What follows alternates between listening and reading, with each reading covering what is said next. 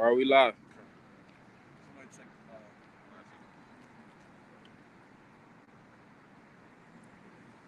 All right, Shalom, Shalom. Shalom. The real Hebrew Israelites coming out to prophesy the downfall of America, which is known as Babylon the Great, according to the scriptures. We're going to face peace and give all praise, honor, and glory To Yahweh. Bahashem, Yahweh Shai, Bahashem, Rakakunas. And double honors to our teachers, the head apostles and elders, the great millstone, who are the leaders of the nation of Israel today. Receive it. Shalom to the elect, 144,000 plus one-third of men, women, and children that's going to be saved out of North America, Babylon, and Great. It's going to be soon destroyed by thermonuclear missiles. Soon to come, Lord willing. And as you see in the news, in the midst of the night, around the fourth watch, which is between 3 a.m. to 6 a.m. this morning, Eastern time, you had landed Israel, okay, getting attacked by missiles, okay. And this is just the beginning. Like somebody grabbed Matthew 24. The Lord said this is the beginning of rumors of wars and commotions, you know, or you can grab Luke 21, whatever. Give Matthew 24. But this is just the beginning of what's coming. Because it also says in somebody grab Jeremiah 49, which talks about the beast of the flock. I think it's in 49. The beast of the flock represents those small hats, which are known as the Amalekites over there in the land, claiming to be the holy people. They're going to draw America, which is Babylon the Great, into this World War III. Okay, because America and Israel, they have ties. You can say that, starting with the Balfour Declaration in 1948. Okay, and America has been giving these people billions and billions and billions of dollars for over damn near 60 plus years, man. So America has a bond with those small hats. Okay, so we're gonna go ahead and grab that up. Back to 24. Go ahead, back to 24. You go ahead and start from the top. This is Matthew chapter 24, verse 1. And Yahweh Shai went out and departed from the temple, and his disciples came to him for to shew him the buildings of the temple. And Yahweh Shai said unto them, See ye not all these things? Verily I say unto you, there shall not be left here one stone upon another that shall not be thrown down. Right, that's pretty much going to the destruction of the land of Jerusalem, 70 AD. All right, go ahead. And as he sat upon the Mount of Olives, the disciples came up unto him privately, saying, Tell us when shall these things be, and what shall be the sign of thy coming and the end of the world? Right, so when you go to the word world, it goes back to the Greek word eon. This means an age or a period of time. All right, so they were the disciples, which were later called apostles, were inquiring when are all the things gonna happen?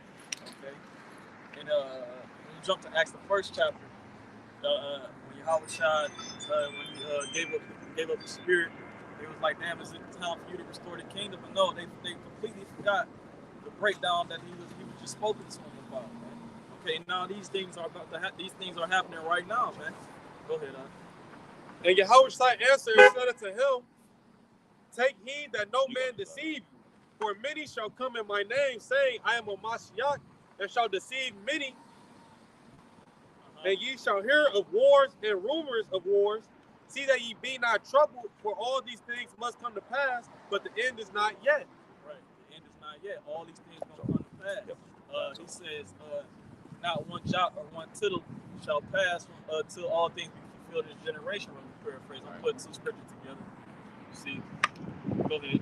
For nation shall rise against nation. Right, nation against nation. I think it was the so-called Palestinians that shot missiles at the land of Israel. Okay, which they're both born over the land that's not theirs. Somebody grabbed Luke 21, where it talks about the times of the Gentiles be fulfilled, or I'm thinking Ezekiel 36, where it says Idumea pretty much took the land. And kingdom against kingdom. Kingdom against kingdom. And there shall be famines and pestilences and earthquakes in diverse places. Right. That's pretty much what's going on right now. We see all these things happening. They're spiraling out of control, man. It's too much. There's so much things going on, man. Like, if you miss one day, you miss a lot, man. If any brother want to chime in, man. You but it's so much shit going on, and that's the spirit that these things happen. In the fourth watch, but that's where Esau likes to do a lot of his witchcraft. He likes to move in darkness, like the scripture says. I got it. This is Luke 21 and 24, and it reads, "And take heed to yourselves, lest at any time your hearts be overcharged." No, Salaki, that's the Salaki. It says, "And they shall," this is Luke 21 and 24, "and they shall fall by the edge of the sword." Right, that's going to the destruction. Today, we talk about the southern kingdom of Benjamin, Judah, and Levi. Yeah. They fall by the edge of the sword of who? The Romans, man. It says, "It shall be led away into all nations." Right, It's- that's the transatlantic slave trade. The transatlantic slave trade, when you it's called a diaspora, which is so-called Negroes. We even have a map, and I believe it's in the 1500s. It said Negro land, which was in West Africa. That's where they mainly, all you so-called Negroes, Haitians, Jamaicans come from. They come from the coast of West Africa, which you fled there from Jerusalem, from Roman persecution, man. That's what that's where you're going to. And that persecution came under the Flavian dynasty, starting with Vespasian. Okay? It says, Which you see his son Titus to do the job, man. Luke 21 and 24 from the top, it says, "And they shall fall by the edge of the sword, and shall be led away captive into all nations. And Jerusalem shall be trodden down of the Gentiles, until the times of the Gentiles be fulfilled." Yeah, the Gentiles talk about these heathen nations. The main ones talk about so-called Palestinians, and then you have the Edomites that's calling themselves the people, man. You can't even say it because they're gonna strike the video, man. The Amalekites, man. Those are the two people warring over the land, man. And that's he said to the time when the Gentile people feel, and that time is near, man. You know, these heathens don't have a lot of time left in that land, man. They know it, right. And then it also says that in Micah 4 and Isaiah 2, it says they shall not war, they shall not learn of war anymore, man. That's right. You know, it's proof that they're not the people, man. What you got? This is the book of Ezekiel, chapter 36, starting at verse 1. "Also, thou son of man, prophesy to the mountains of Israel, and say, Ye mountains of Israel, hear the word of the Lord.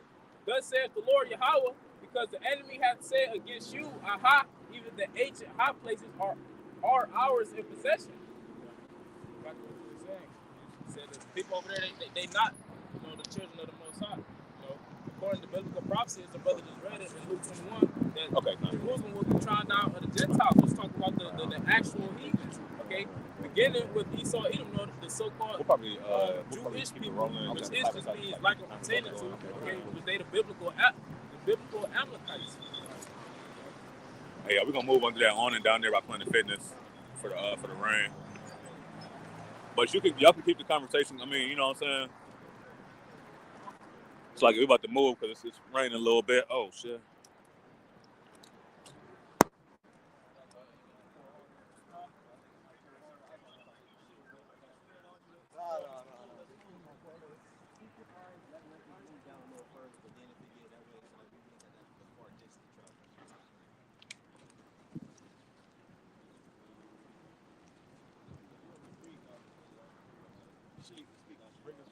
Yeah, keep reading.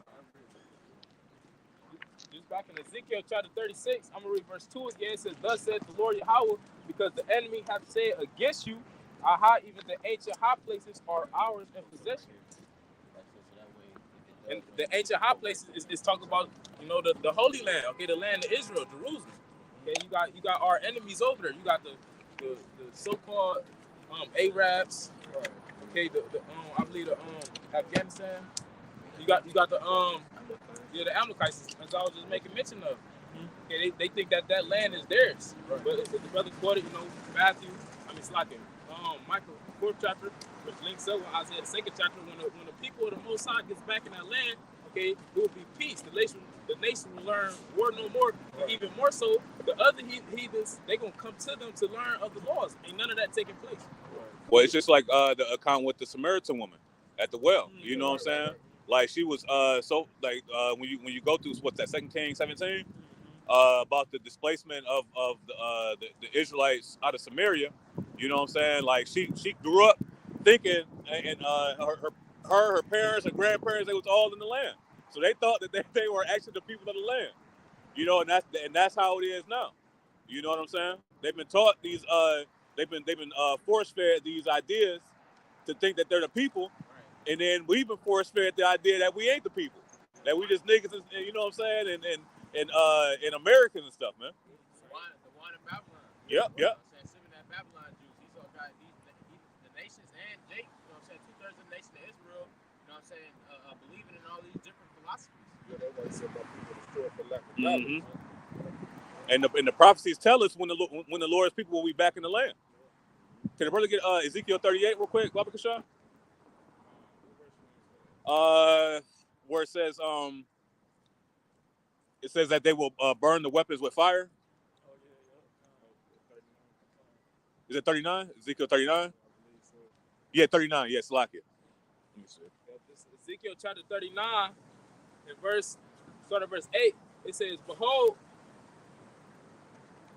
So like I'm starting at verse 7. It says, "So will I make my holy name known in the midst of my people Israel, and I will not let them pollute my holy name anymore." It's all I can say. And right now, the people over there in the land is polluting the name of the Lord, man. You know, this could say if in the land of uprightness, can the brother get that real quick? In the land of uprightness, what is this? Yeah. In the land of uprightness, they shall. Kind, because they're in the land of uprightness, man. Right, and Ezekiel 36 talk about the land is pretty much known for being infamous. You see what I'm saying? Everybody knows that everybody knows that those not the people. You see what I'm saying? The covenant. Let me grab that. You got it. You can finish that out, Yabakan, and the brother can get that in. I got that. This, back in Ezekiel chapter 39, in verse 7, it says from the top, "So will I make my holy name known in the midst of my people Israel." How's the Lord going to do that? Through World War III, okay? When it hits his climax, he's going to send his son, Yahweh Shah, back. Also, it's going to be missiles shot off to America. It's going to know that the Lord did it because he sent his prophets to prophesy the first. It says, "And I will not let them pollute my holy name anymore," because that's going to be the beginning of righteousness. It tells you 2 Ezra 7 chapter that the day of doom shall be the end of wickedness, roughly paraphrasing. Doom is another word for judgment, okay, which that's when Yahweh Shah returns to bring the ultimate judgment. And it says, "And the heathen shall know that I am Yahweh, the Holy One in Israel. Behold, it is coming, it is done, said the Lord Yahweh. This is the day whereof I have spoken. And they that dwell in the cities of Israel shall go forth and shall set on fire and burn the weapons, both the shields and the bucklers, the bows and the arrows, and the handstaves and the spears, and they shall burn them with fire 7 years." And that 7 represents just a time of completion, you know. So when the Lord's people are back in the land, it's not going to be any more weapons. There ain't going to be no more guns, no more nuclear bombs or nothing, you know, because everything's going to be like it says in Isaiah 14. The whole earth is quiet and at rest, you know. It's any more meat on that, dog? That's it. All right. Isaiah 26:10. It says, "Let favor be shown to the wicked, yet will he not learn righteousness." Yeah, I was favor shown to the wicked. Well, our forefather Isaac, he blessed Esau with the sword, and he said that his blessing would be the dew of heaven. Okay, and by his sword he shall live. So he would obtain everything through his murder, okay, and his witchcraft and his deception. But that's the favor of the Lord. That's the Lord letting him, get a chance to rule, and it was all to show the importance of having righteousness being established. Okay. So it said, "Let favor be showed to the wicked." Yep.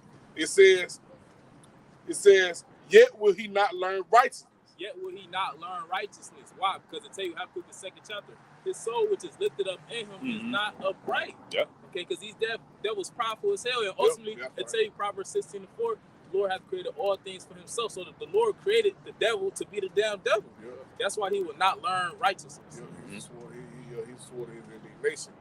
You know what I'm saying? It says, "Yet will he not learn righteousness, in the land of uprightness will he deal unjustly, and will not behold the majesty of the Lord." And see, that's how he's dealing in the land of uprightness. He shall deal unjustly, man. These draconian measures that they take in, man. The subtlety, you know what I'm saying, in the oppression of the Israelites. Yep. But you got it though. Actually, This is the book, because we were speaking on that war, the missiles being shut off on the land of Israel. That's a major prophecy, man.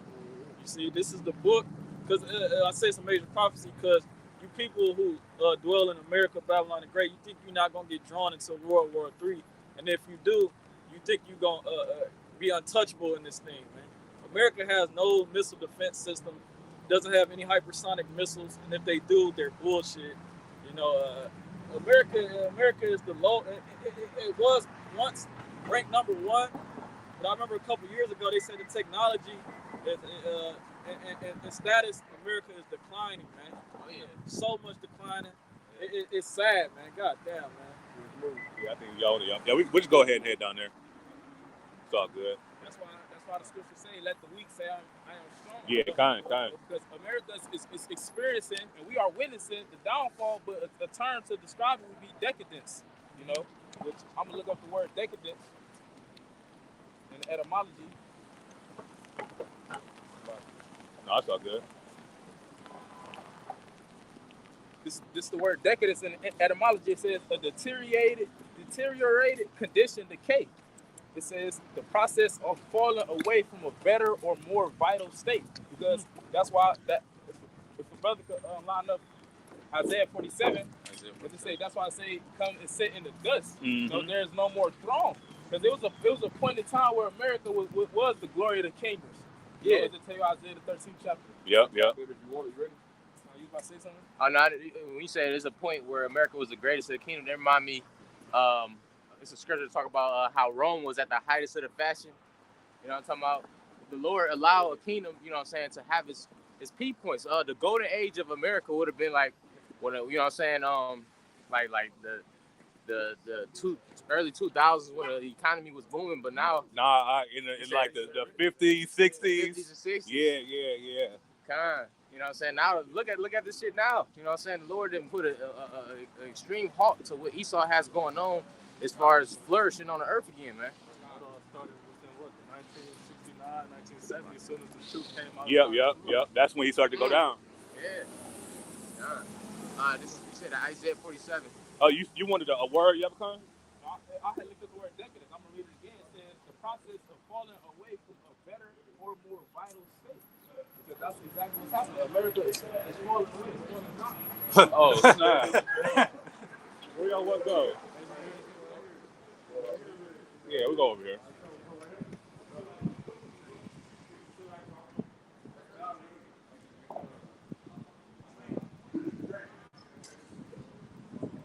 Yeah, we post up right here.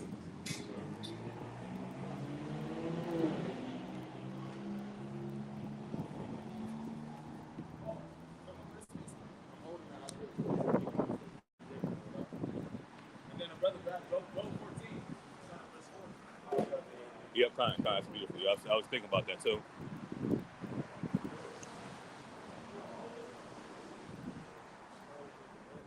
And can somebody hold Job 5? That his hands cannot perform his enterprise?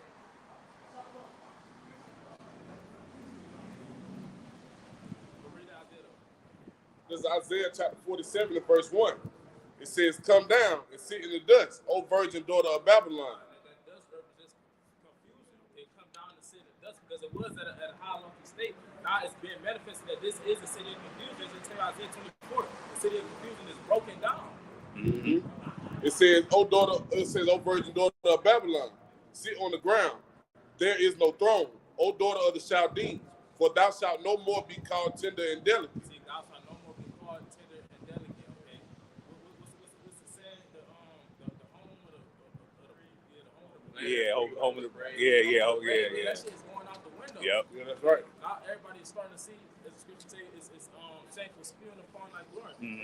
Everybody's starting to see that this place, first and foremost, it was established by the rape, robbery, and murder of the Most High's children, and even more so that it's established by wickedness, witchcraft, and deception. Yeah, right. And the home, like the brother said, that's going out the window. People ain't so brave no more. You know what I'm saying? We getting ready to go into that, like the scripture saying in Revelation, the third world war. You know what I'm saying? People ain't ready for that. You think these people gonna be running up in line bravely to fight for this devil? That's right. They said the third war coming quickly, and that's what you seeing now too. Because you don't see a lot of people. I was watching something just last night. like the news, and it's like it's talking about how like they're not having people signed up for the military no more in the army like they used to. You don't have people like trying to join the service, like don't nobody want to do that shit. So that's why they getting ready to bring back the draft. Yeah. And they understand they're gonna need people to fight. You feel what I'm saying? But it's like we use all this deception. That's why they doing all this shit now, putting out all this shit about UFOs or aliens and all this shit to deceive the people, to make people think it's gonna be a space invasion with aliens. So but ultimately you get ready to fight against your maker, your creator. Yeah. Right.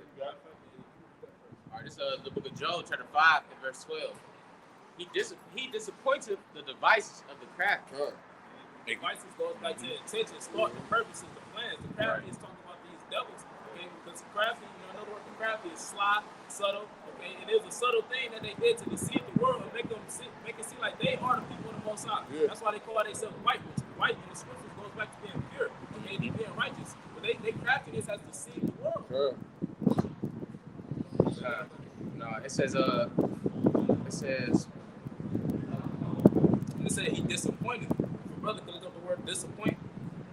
It says he disappointeth the devices of the crafty, so that their hands cannot perform their enterprise. What word you looking for? Disappointed. Job 5 and 12.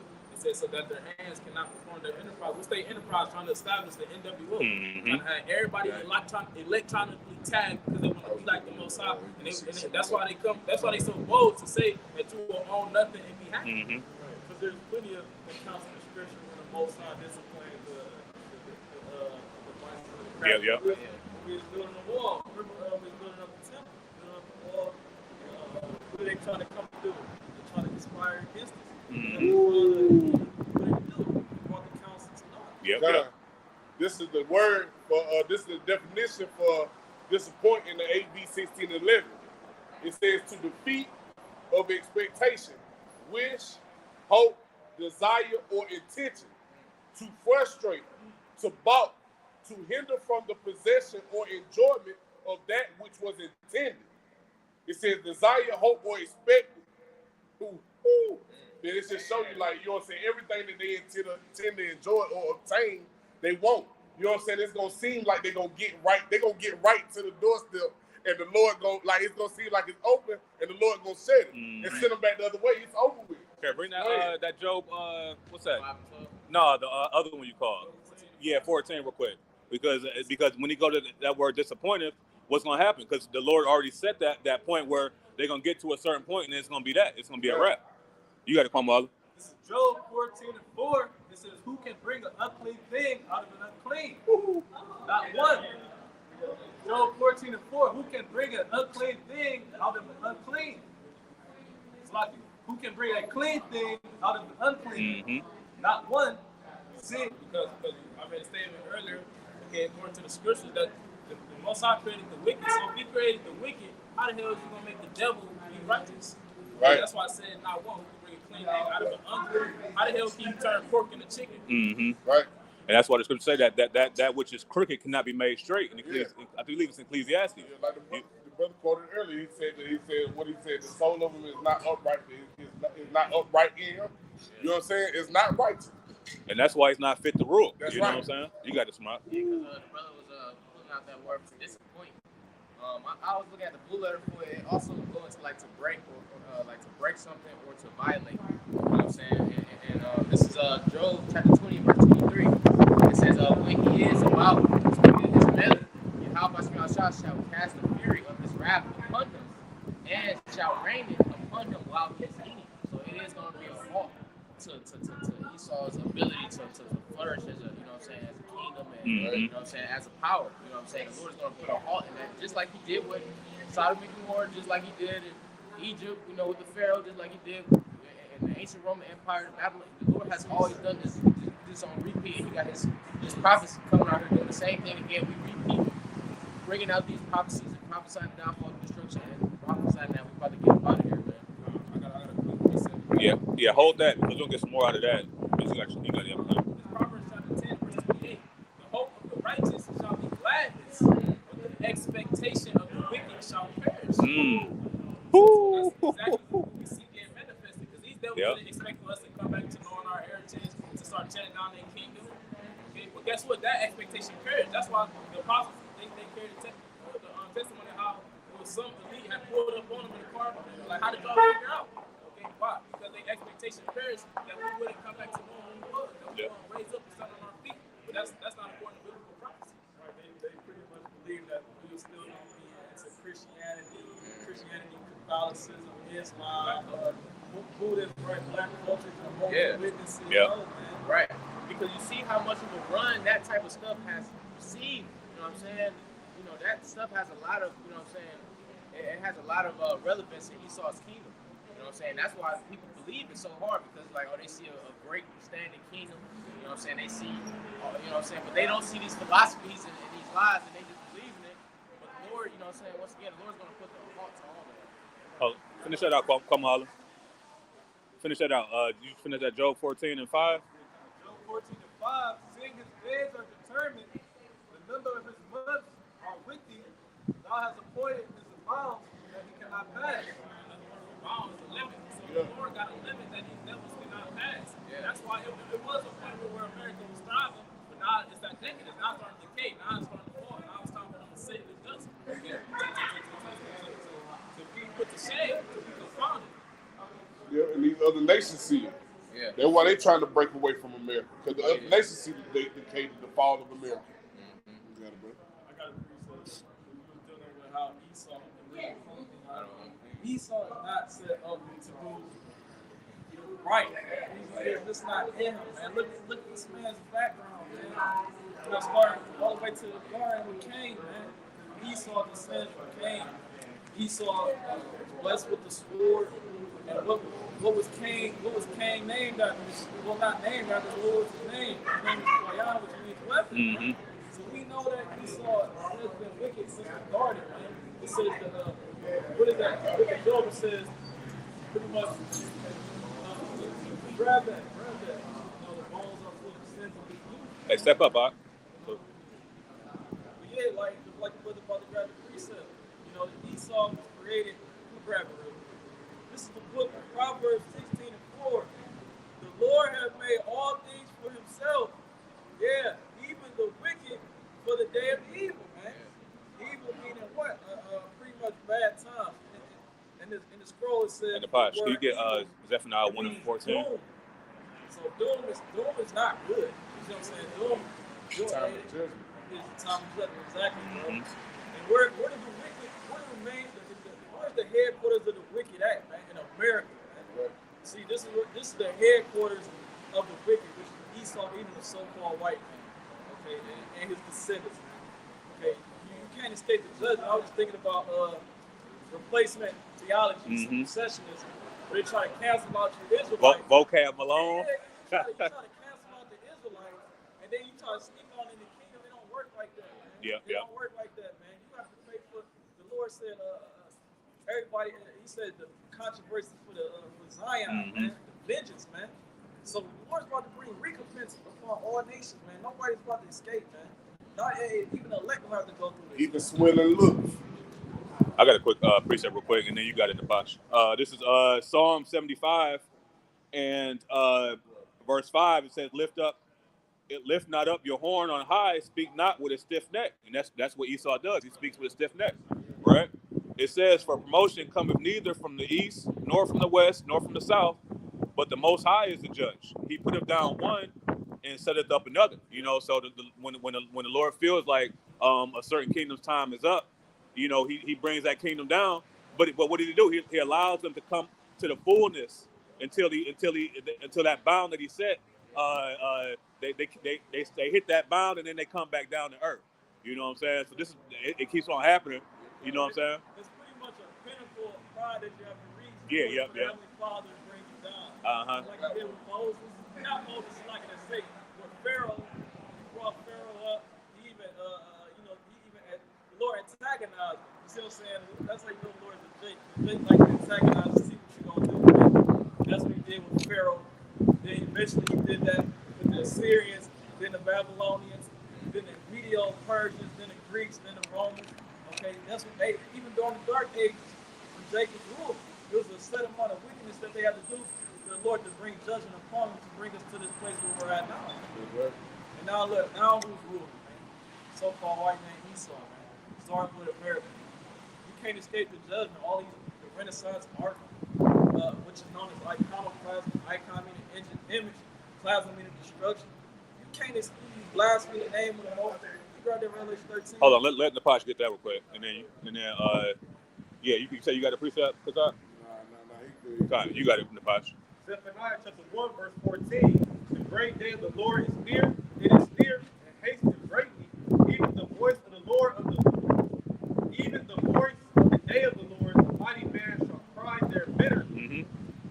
And that day, that's what the day that the brother was talking about. That day, even the day of the wicked, right? That the Lord have created all things for. What was that? Proverbs 16. 16:4. Even the day of the wicked, right? Yeah, and that's that day of the wicked is what the ultimate judgment when Yahushua makes his return. And this day is not going to be a glorious time. It's going to be a lot of death, a lot of destruction, and it's going to be a change of the kingdoms. I would say even leading up to Yahweh's return, because going back to Proverbs 16:4, prepared all things for himself. And take Psalm 17:13, you know that the wicked is the sword of the Lord. That's right. The That's Lord it. literally created a sword, which is these devils, these Edomites, so-called white men, beginning with the least, in order to do what? To bring judgment, first and foremost upon his people, but also they bring a judgment upon the whole earth. Yeah. Yep.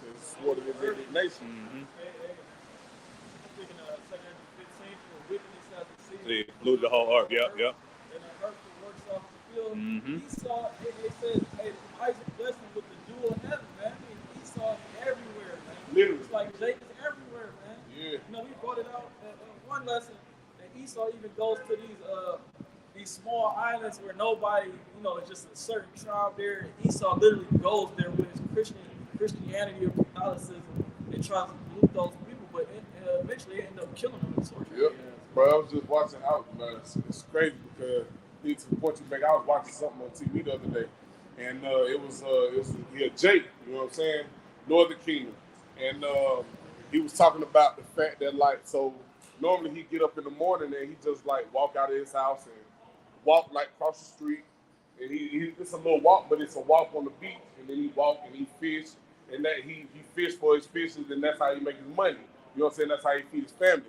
But this devil done built the wall down the whole strip to where now he can't walk out of his yard and go into the beach where they ship the people that live on that island out of the beach, and now he can't make no money. You feel what I'm saying? Now it's a struggle for him to feed his family. And then now it's even, and he's an older man, so he's like, now he got to get on this bike to try to ride all the way down this wall and around to try to get on the beach just to fish and make some money. Kind. You know what I'm saying? Because meaning like they done set that section up for tourists, for visitors, and it's Edomites. You feel what I'm saying? That's why the scripture calls the devil the hammer of the earth. That's right. Everything that he gets his hands on, you gotta, you know what I'm saying, be the wicked, you gotta play the role of the wicked. You know what I'm Yeah, saying? that continuous stroke, bro. Oh yeah.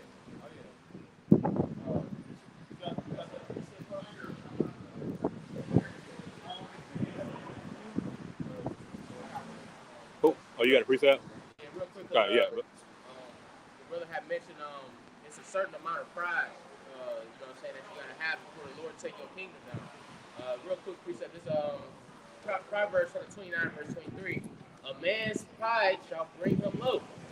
You know what I'm saying? It says a man's pride shall bring him low, but honor shall uphold the humble in spirit. You know what I'm saying? So we've seen it plenty of times where the Lord allowed the king to uprise his pride all the way up to that pinnacle, and then it stops.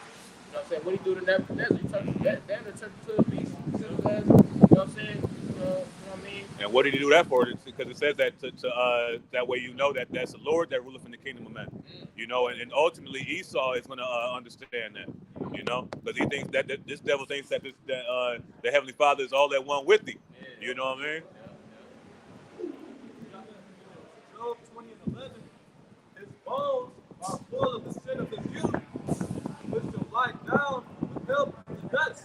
Yeah, his bones is full of the sins of youth, all the way since the time of Cain, all the way since the time of Esau. So what time of now, like, maybe get a serpent. Yep. Snowball thing, which is like the time of winter. Yep.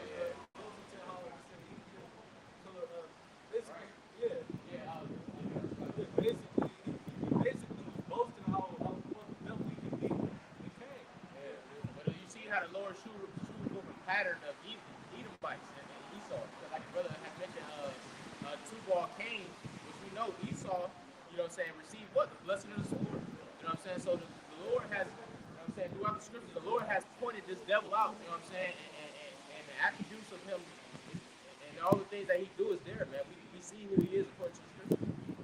I think I got the precept dealing with the pride. Okay, because like the brother said, Tubal Cain went around. That's where you get the word mercenary from. You know, Yep.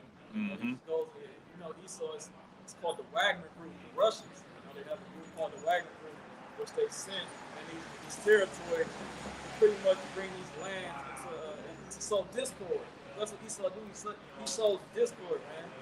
And that's one of the 16 the Lord hates. He that sows discord among brethren, man. But that's what Esau does. He funds both sides of wars. You know what I'm saying? Because ultimately, war is a money grab. You know what I'm saying? Yep.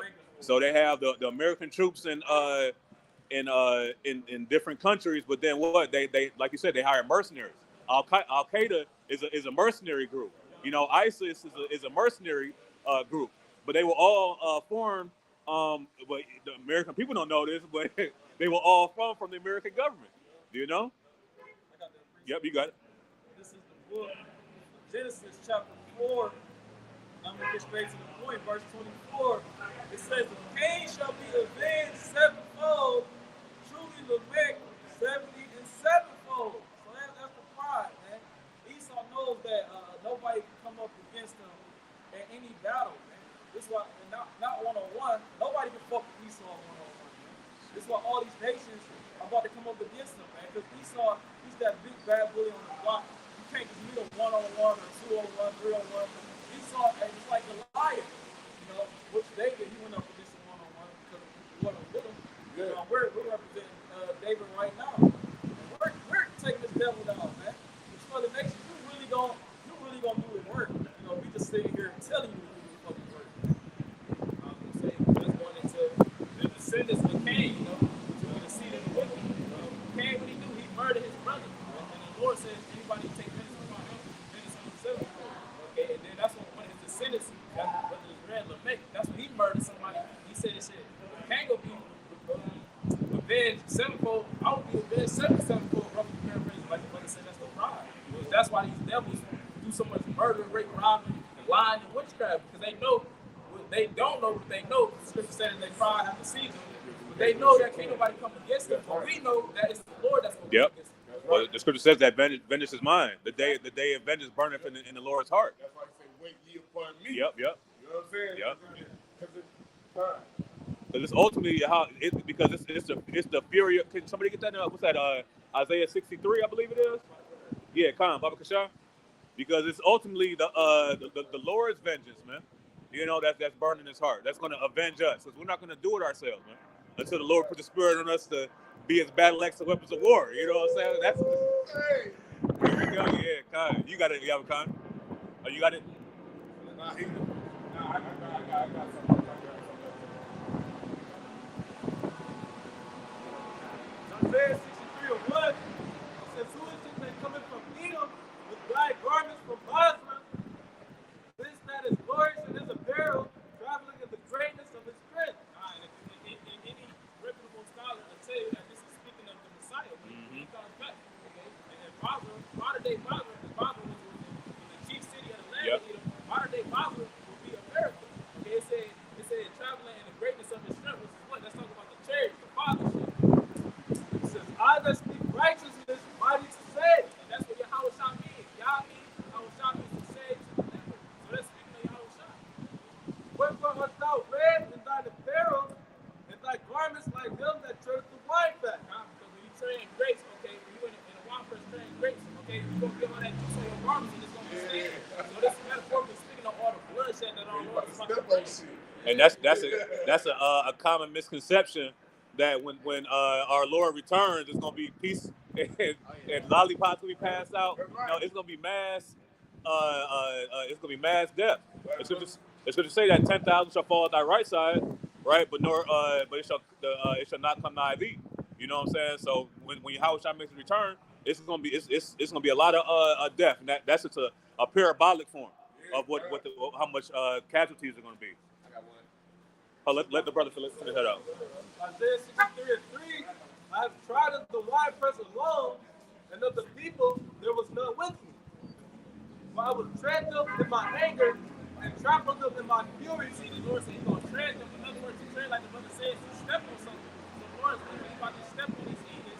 Mainly, he saw him getting what they were doing. How is he going to do that? He's going to come back with the concentrated things. And then also, his spirit is going to be on the missiles, God them to America. Say, fire, tempest, and storm. You know what I'm saying? All three of those in one blast, man. And their blood shall be sprinkled upon my garments, and I will stain all my raiment. So the Lord is like, he's about to get down. He said, don't make sure there's blood all over his garment. It's just metaphorically speaking. That's why I tell you in Isaiah 66. Hey, yeah, get that. Get that Isaiah 66. Book of Isaiah, chapter 66, and verse 15. Hey, you got a battery pack? There, Yeah, you bring it up, Shamat. All right, Con, this is the book of Isaiah.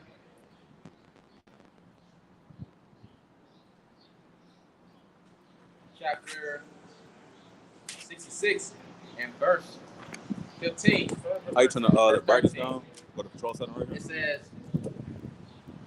Yeah, verse 13, it says, as one whom his mother it says, as one whom his mother comforted, so will I comfort you, and ye shall be comforted in Jerusalem. God, and the Lord, the comfort that we give It from was the Lord, just a 10. starts with us having the Holy Spirit to understand the scriptures and to navigate on our daily, Are we on good? our day-to-day walk. All right. But the ultimate comfort is going to be when Yahweh comes back and brings us salvation, which salvation is what? To be preserved and delivered from danger, Right. harm, misery, and ultimately from these damn bodies. Right, and Jerusalem is a people. Jerusalem is a people before it's a place, but also he actually is going to be comforted in Jerusalem. Jerusalem has to be cleansed because you got Edomites out there, but you know what I'm saying? We're going to go back into that land. Well, that's what it says in what's that? Yeah. Isaiah 1 and 7. No, Luke.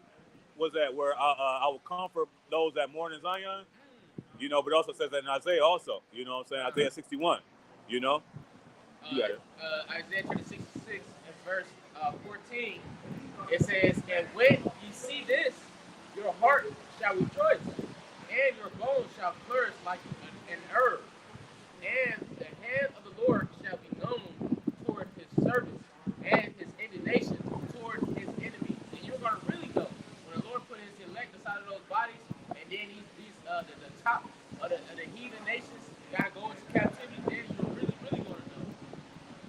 Verse 15, it says, for behold, the Lord will come with fire, and with his chariots like a whirlwind. The so-called UFOs that you see on the news, that you see on these different platforms where Esau blasphemed the Lord and talked about these are great aliens with big giant eyeballs. No, those are chariots of the Lord.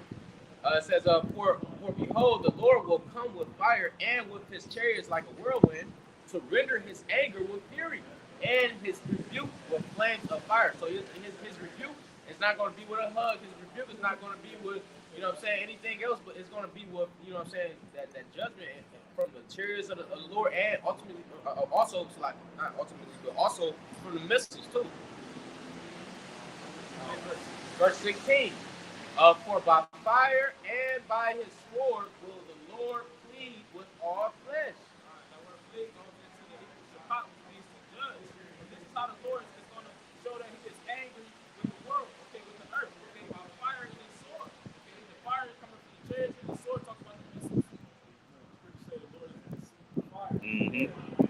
And like you said, the Shabbat mean to judge, but you go into that word, Jehoshaphat.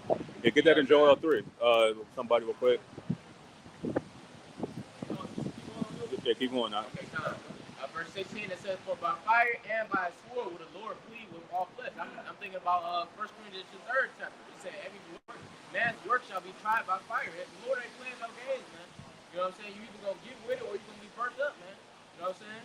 It says, for by fire and by the sword will the Lord plead with all flesh, and the slain of the Lord shall be many. You know what I'm saying? Referencing back into those, you know what I'm saying, as he traded up in a wine fat. There's going to be so much blood that the Lord is going to do for judgment's sake. Mm-hmm. If you step on you gotta step on a lot of damn bricks for your whole everything you Yeah. got on. Yeah, God, yeah. What I said, bro, like, you know what I'm saying? They don't understand, bro. Like, you know what I'm saying? But the Lord about to step on shit, man. He take you to the back of what? He make this motherfucking footstool. So he gonna step on a lot of motherfuckers. Just to prove a point.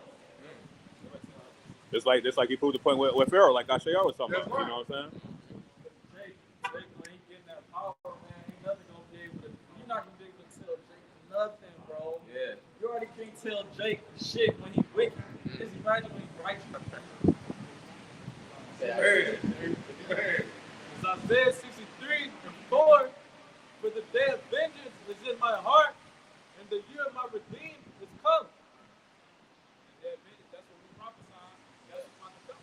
Okay, vengeance, that's just another word for anger. Yeah. Okay, it said it's in his heart. Okay, meaning his mind, meaning the Lord is literally thinking about what he's about to come back to do.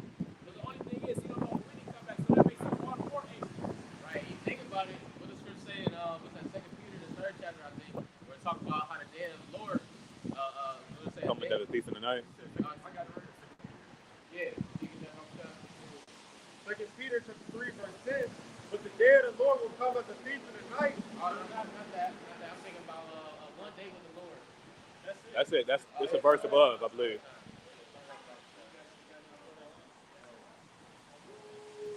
In 2 Peter chapter 3, verse 9, the Lord is not slack concerning his promise, as some men count slackness, but is long suffering to usward, not willing that any should perish, but that all should come to repentance. Right.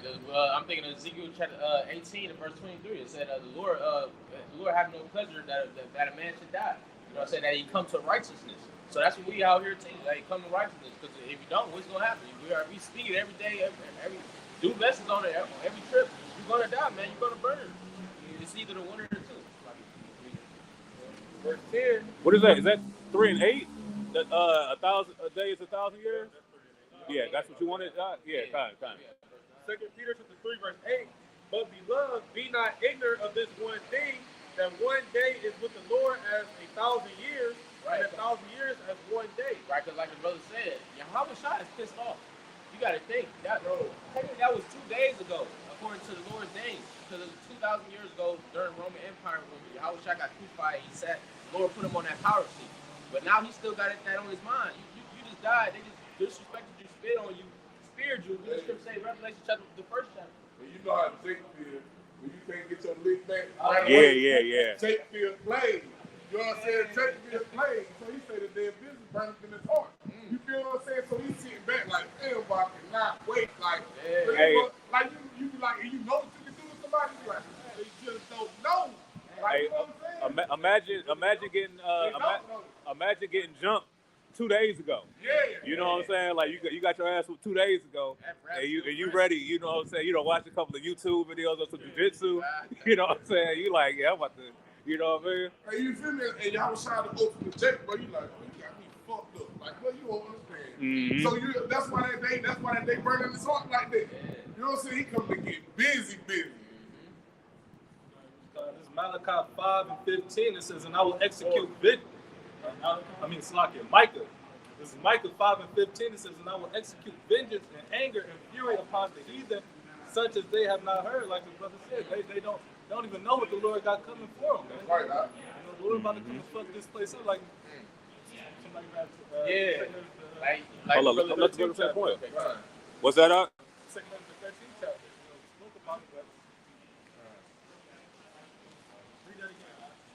This is Micah 5 and 15. It says, and I will execute vengeance and anger and fury upon the heathen, such as they have not heard. It says the heathen, man. The heathen not make the fucking judgment, bro. It just baffles me that you Edomites, you so-called white people, think you can just skip and go into the kingdom, man. You see what I'm saying? No, man. This is your kingdom. Right. This is Get ready for slavery, man. But see, the problem is, but the problem is that the whole Edomite nation is not reaping the benefits. You see, because Esau, the elites of Esau don't even have respect for the lower class Edomites. In the kingdom, all Israel is gonna be good, man. Everybody's going to be. It's still going to be a hierarchy, but it's not going to be any Israelites that's not going to be able to eat. That's going to be homeless. You know what I'm saying? It's going to be turned away. You know what I mean? All you Edomites gonna be homeless without food. You gonna feel it double. You're going to be back in the caves, man. You know what I'm saying? You're gonna be in a pig. You might even have your own pig, man. You know what I'm saying? Go ahead, I got a quick one real quick.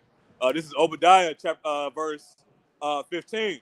It says, "For the day of Yahweh is near upon all the heathen. As thou hast done, it shall be done unto thee. Thy reward shall return upon thine own head." It says, "For as ye have drunk upon my holy mountain, so shall all the heathen drink continually. Yea, they shall drink, and they shall swallow down, and they shall be as though they had not been." You know what I'm saying? So all the heathen, because why? Because in First Maccabees, the 2nd chapter says that what nation have not gotten a part of her kingdoms and have gotten of her spoils. So everybody's had a hand in our downfall.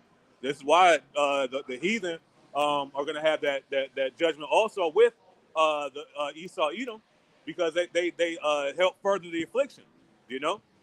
Right, but if you think about the rest of the heathen, they're gonna be able to go back to their Yeah. homeland. Yep. You know, they're gonna be doing sort of kind of good, not as good as the nation of Israel. Right. They're gonna be back in their homeland, and they're gonna be good. They're gonna be following the laws, statutes, and commandments. You know, they're gonna be in order, man. If they're not in order, they're gonna see what we do to Esau, even when we slay their ass. Hey, somebody got a Donovan? You got your Donovan on you? You can get Edom, the judgment for Edom. Brother got a precept real quick. You got. In Jeremiah chapter 49 and verse 12, thus says the Lord, behold, they whose judgment is not to drink of the cup have assuredly drunk. Let's talk about the nation of Israel. You know, it was not for us to be slaves and be servants, but guess what? We had to go through it. We had to go through horrible bondage. Okay? It says, "And art thou he that shall altogether go unpunished?" Speaking to these Edomites, beginning with the wicked elite. Are y'all going to go unpunished? Okay, without facing y'all judgment, y'all sentence. It says, "Thou shalt not go unpunished, but thou shalt surely drink of it." Mm-hmm. Okay, and also for all the heathens, okay, the brother bread says, y'all going to swallow all of it down. Y'all Yep. going to get the full potent taste Got it. without mixture. Well, that's what, and the scriptures also talk about drinking the dregs. You know what I'm saying? All the dirty shit that's floating at the bottom, Esau gonna have to drink that down. That's the worst. That's the worst part of the drink, man. You know? You got that on This is in the Zondervan Compact Bible Dictionary under Edomites, the last paragraph. It says, Edom figures prominently in the prophetic scriptures as the scene of great future judgment. And see, that's what a lot of people don't understand is prophecy. You know, because people think that Esau done away with.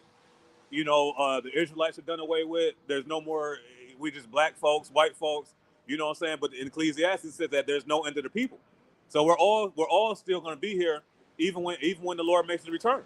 You know, because who's going to be in rulership? Who's prophesied to be in rulership when Esau? When Salaki slipping the tongue when Yahweh shall return. Daniel saw that vision, right? The stone that hit the feet of the statue, right? But you got it out. Somebody grab 2 8 6. Got it. Yep. It says she talk about the nation of Edom. So whenever you see when it talks about the daughter of Zion or Israel like to a vesely common woman, or when it talks about the nation of Israel and a woman, the Lord prepares nations for women. Mm-hmm. That's why it says she, speaking of Edom, is the only neighbor of the Israelites who was not given any promise of mercy from the Heavenly Father. Well, that's why it says in James, was it the 4th or 5th chapter, where it says that you won't get you won't be shown any mercy to those that you haven't shown any mercy. Probably paraphrasing, because Esau hasn't shown any mercy. You know, the way that we're continuously beat down with our daily lives. You got to continuously work. You don't even get rest. You got to work on the Shabbats. You know what I'm saying? And you only get a couple hours to recover. You got to go back and do all these things over and over again, man. You know, that hamster wheel that Esau has set up. You know.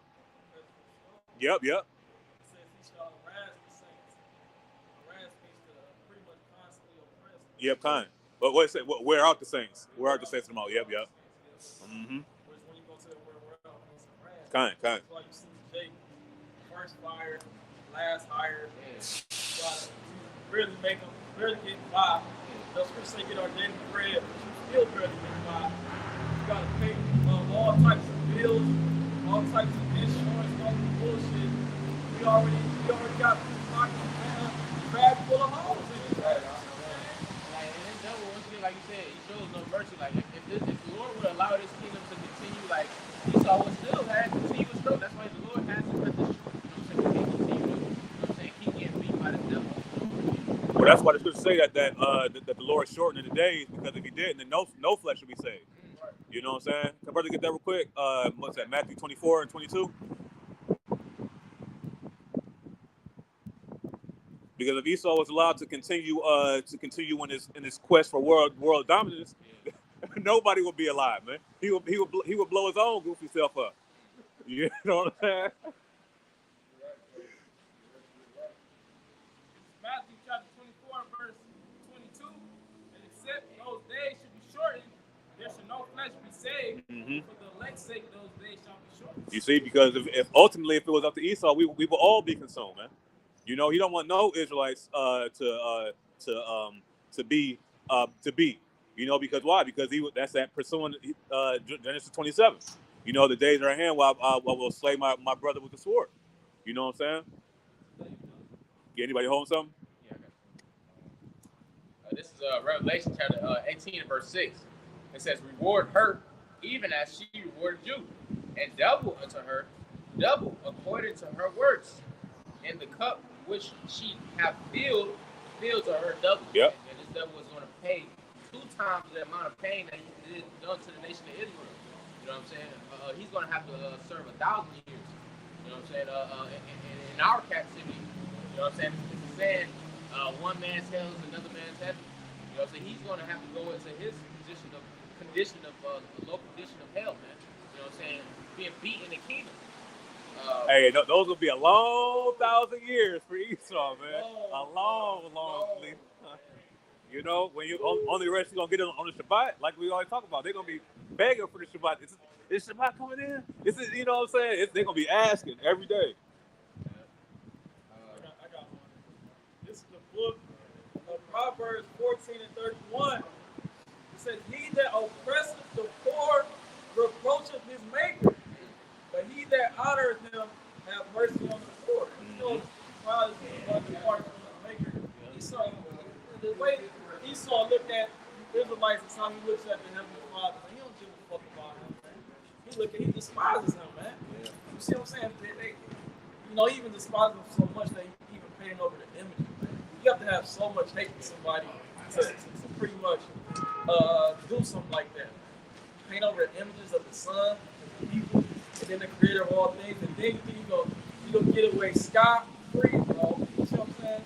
Like, nothing's gonna happen to you, man. Your pride is about to bring you low, man, to the lowest you've ever been, man. It said the serpent shall go upon his belly, man. You about to be back in that lowest state, man. Yeah. Oh yeah. It's Ezekiel 35:1. "Moreover, the word of the Lord came unto me, saying, Son of man, set thy face against Mount Seir, and prophesy against it." Mount Seir, that was the land of Egypt. Okay, so Mount Seir is synonymous with Egypt. And say unto it, Thus saith the Lord Yahweh, Behold, O Mount Seir, I am against thee, and I will stretch out my hand against thee, and I will make thee most desolate. I said, "Thus saith the Lord." So we letting you know what the Lord thinks about the 2 devils. Okay, when he thinks about the earth, he said he's gonna stretch out his hand against you, which is what? That's talking about his power. His power will be manifested when those missiles get shot off. And it says to make thee most desolate. Because America's gonna be turned into a desert from generation to generation. It's gonna be the reason why these things is gonna happen. Yeah. I will lay thy cities waste, and thou shalt be desolate, and thou shalt know that I am the Lord. And also, after 1,000 years, it's gonna be no more Edomites. It's gonna be no more so-called white men. You're gonna have to worry about fucking building back. Because thou hast had a perpetual hatred. So you see, it said because thou hast had a perpetual hatred. We go to the word perpetual. It's talking about never ending. Okay, ongoing. Okay, forever. So brother can get Amos 1 and 11. This book of Amos chapter 1 and verse 11. It says, "Thus said the Lord." So there you go again. Thus said the Lord. This is what Yahweh Bahashim Yahweh shot this. It says, "Thus said the Lord Yahweh Bahashim Yahweh shot for 3 transgressions of Edom, and for 4, I will not turn away the punishment thereof." Because that go back to what the brother read in the Zonovan. Let you know that the scholars have studied the scriptures and they know that the Edomites' punishments will not be turned away. There will be no mercy on the so-called white man. Like trying to hide all the other nations. I'm trying to see the word and say he good people on that.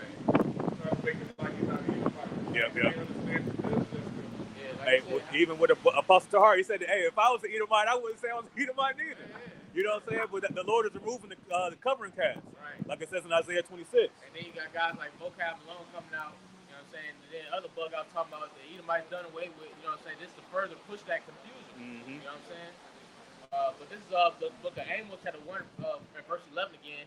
Thus said the Lord, for 3 transgressions of Edom, and for 4, I will not turn away the punishment thereof, because he did pursue his brother with the sword, and did cast off all pity.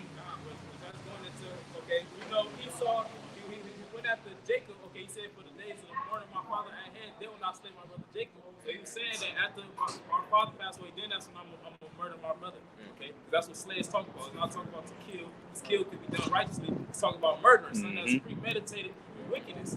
Also, when we was coming up out of the land of Egypt, okay, they came up against us, Amalek. That's why he said, I will war with Amalek from generation to generation. Okay, he said, cast off all pity. These devils, they don't give a fuck about Jacob. It says, These devils are these devils walk past you with a pocket full of money. They say, I'm on the Jacob. And then tell them I ain't got it. You see what I'm saying? Hey, these devils got so much money they can fix the financial infrastructure if they want to.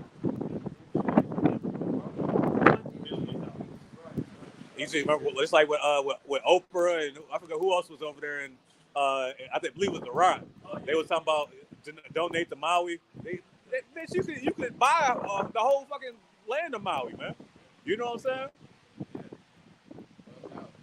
it says, and did cast off all pity, and his anger did tear perpetually. There go the word perpetual again. These devils mad at your ass going back to during the time of Esau and Jacob. They was mad at your ass going back a couple hundred years ago during chattel slavery. And they mad at your ass now. Yep. They gonna blame you for pretty much the system going down. See, they gonna blame you for not taking the jump shot. You know what I'm saying? Because you Israelites, you were the main ones that didn't take it. You guys Latinos, you were the main ones, even though some of our people took it. Vast majority of us didn't, man.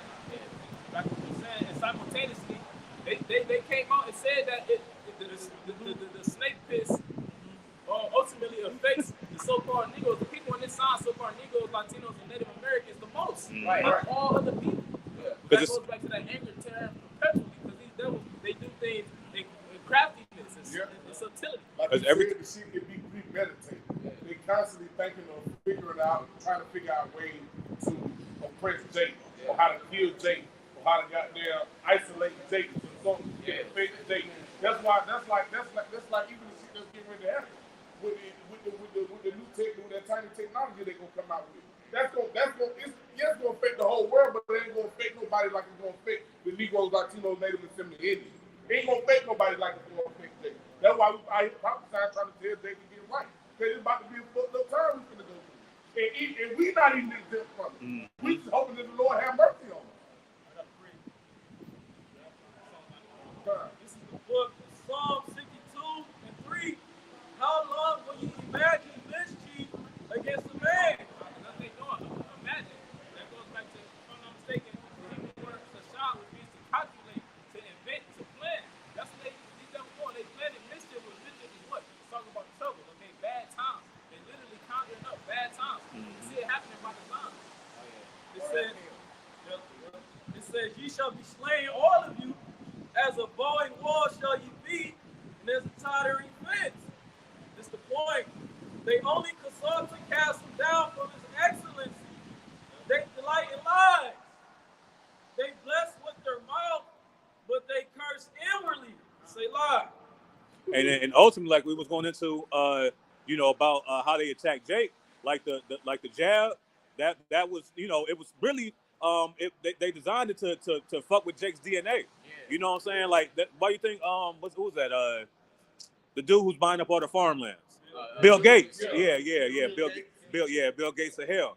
You know what I'm saying? He's making his own fruit that's specifically designed to mess with Jake's DNA, man. You know what I'm saying? Remember when all this snake bite stuff was going on, it was guys coming out talking about how they got technology where they can take out the God gene and all this. You know what I'm saying? So yeah, that's really where they want Jake at is where, you know what I'm saying? Bro, if you pay attention, a lot of shit simultaneously happened at the same time they came out with the snake. Right. What they start doing, they start burning down for them. You feel what I'm saying? Yeah. Where you were home growing food and doing certain things naturally, now they got there doing everything in lab. You know what I'm saying? Lab grown fish, lab grown plants. Everything is lab grown to the point where they had to come. They can't make the whip when they pass a law to where they can sell fake meat. Yep. And they've been doing that, but why? Because this is a GMO society, man. Yeah. Esau is a GMO, man. That's You right. know what I'm saying? That's right. His mind is warped to think that he's his own God, man. Y'all got precepts? Psalm chapter 64 verse 2. Hide me from the secret counsel of the wicked. Mm-hmm. The secret council is going into the Illuminati, the Bilderberg groups, the WEF, the WHO. When they get together, it's not televised. You don't see no commercial saying coming to you Eastern time at 7 p.m. You don't see none of that shit. It's all in secret. Okay? Wow. Let's go back to what the brother Red said. The cast us, Jacob down from their excellence. They don't want us, first and foremost, they don't want us to rise up. But yet we're doing that. And even more so, they're trying to shoot us back down. Yeah, God. Hey, go ahead. It says, hide me from the secret counsel of the wicked. Well, if I can say real quick, that's why it says in Psalms 83 about make the name of Israel no more in remembrance. They do everything to take the name in the way of the name of the Lord away from us and how to serve Yahweh Shem Yahshua. That's those secret counsels that we're not privy to. You know, I don't know if y'all brothers know, but George Carlin, he's a comedian. He said that what the elites is in, they're a big club and you're not invited. You know what I'm saying? But you got it, huh? Psalm 64 and 2. It says, hide me from the secret counsel of the wicked. That's what we don't want the Lord to hide us. Okay? Hide us where at? What? They're signing this truth not to faith in him with his mercy. Yes, Psalms 91. All the shit that's about to be taking place, we're going to be witnessing and experiencing it. But the Lord, if we hit it, Lord willing, we're not going to be affected by it. That's why I say in Proverbs the 3rd chapter, be not afraid of sudden fear, neither of the desolation of the wicked when he cometh. Because the Lord about to use these devils to bring chaos. Yep. Can the brother get this real quick? Psalms 91 and 1 Because this is where we're going to be hid at, man. This is where the elect are going to strive to hide at.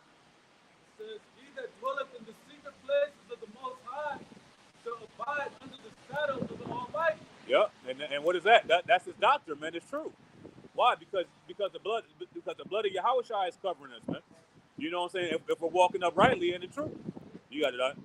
I will say of the Lord, he is my refuge and my fortress. And a refuge is a hiding place from danger. You know what I'm saying? So we're seeking Yahweh Bashim Yahshua because that's the only way we're gonna survive. Okay, you got it. Yep. My power in him will I trust. Mm-hmm. And what? In order for you to trust something, you have to have faith in it. You have to have faith that we got faith that this destruction is gonna hold up. You know what I'm saying? The refuge is there for when shit hits the fan. Yep. So when shit hits the fan, you gotta have faith that you can go there and be safe. Right. What's that? Proverbs 18.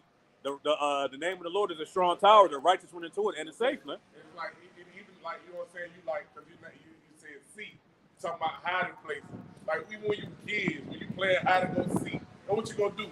You gonna find your place to hide so you don't get caught. Yep. Or even when you grow up, you start to witness all these different calamities in the earth or certain shit. Or even when shit going on outside, when you grow up in these neighborhoods, they push us in. Shootouts, you look for a hiding place.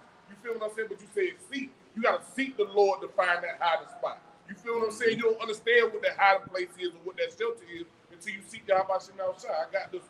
It's Zephaniah 2 and 3. It says, seek ye the Lord, all ye meek of the earth, which have brought his judgment. Seek righteousness, seek meekness. It may be ye shall be hid in the day of the Lord's anger. Yep, because what happened in the garden, right? When Adam and Eve were obedient, you know what I'm saying? They were naked and not ashamed, right? But when they went off, what happened? They tried to hide among the nations, you know what I'm saying? And you know what I'm saying? Because why? They were naked, they were exposed, and that's when you read Revelation 16 and 15, it says that blessed is he that that he walked naked so that his shame won't be exposed. If you paraphrase, you see, when you're not covered by your Hawashai, you're exposed to the elements, right? Yep. Yep.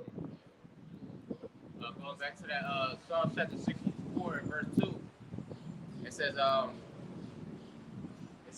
64 2, hide me from the secret counsel of the wicked, from the insurrection of the workers of iniquity. Insurrection goes to rising up. Because these devils, when they come together, it's all to rise up against the Most High. But how do they do that? By rising up against His chosen people. Who whet their tongue like a sword and bend their bows to shoot their arrows. And that word wet goes back to sharpen. You know what I'm saying? So they sharpen their because why? Because they have the power to put things into action through the left hand side. You know what I'm saying? You got that. That's where you get those different executive orders. Yep. The king's decrees, okay, the different bills and laws and legislation that's passed to keep Jacob from excelling, and also for when shit to pass so that they can do certain things.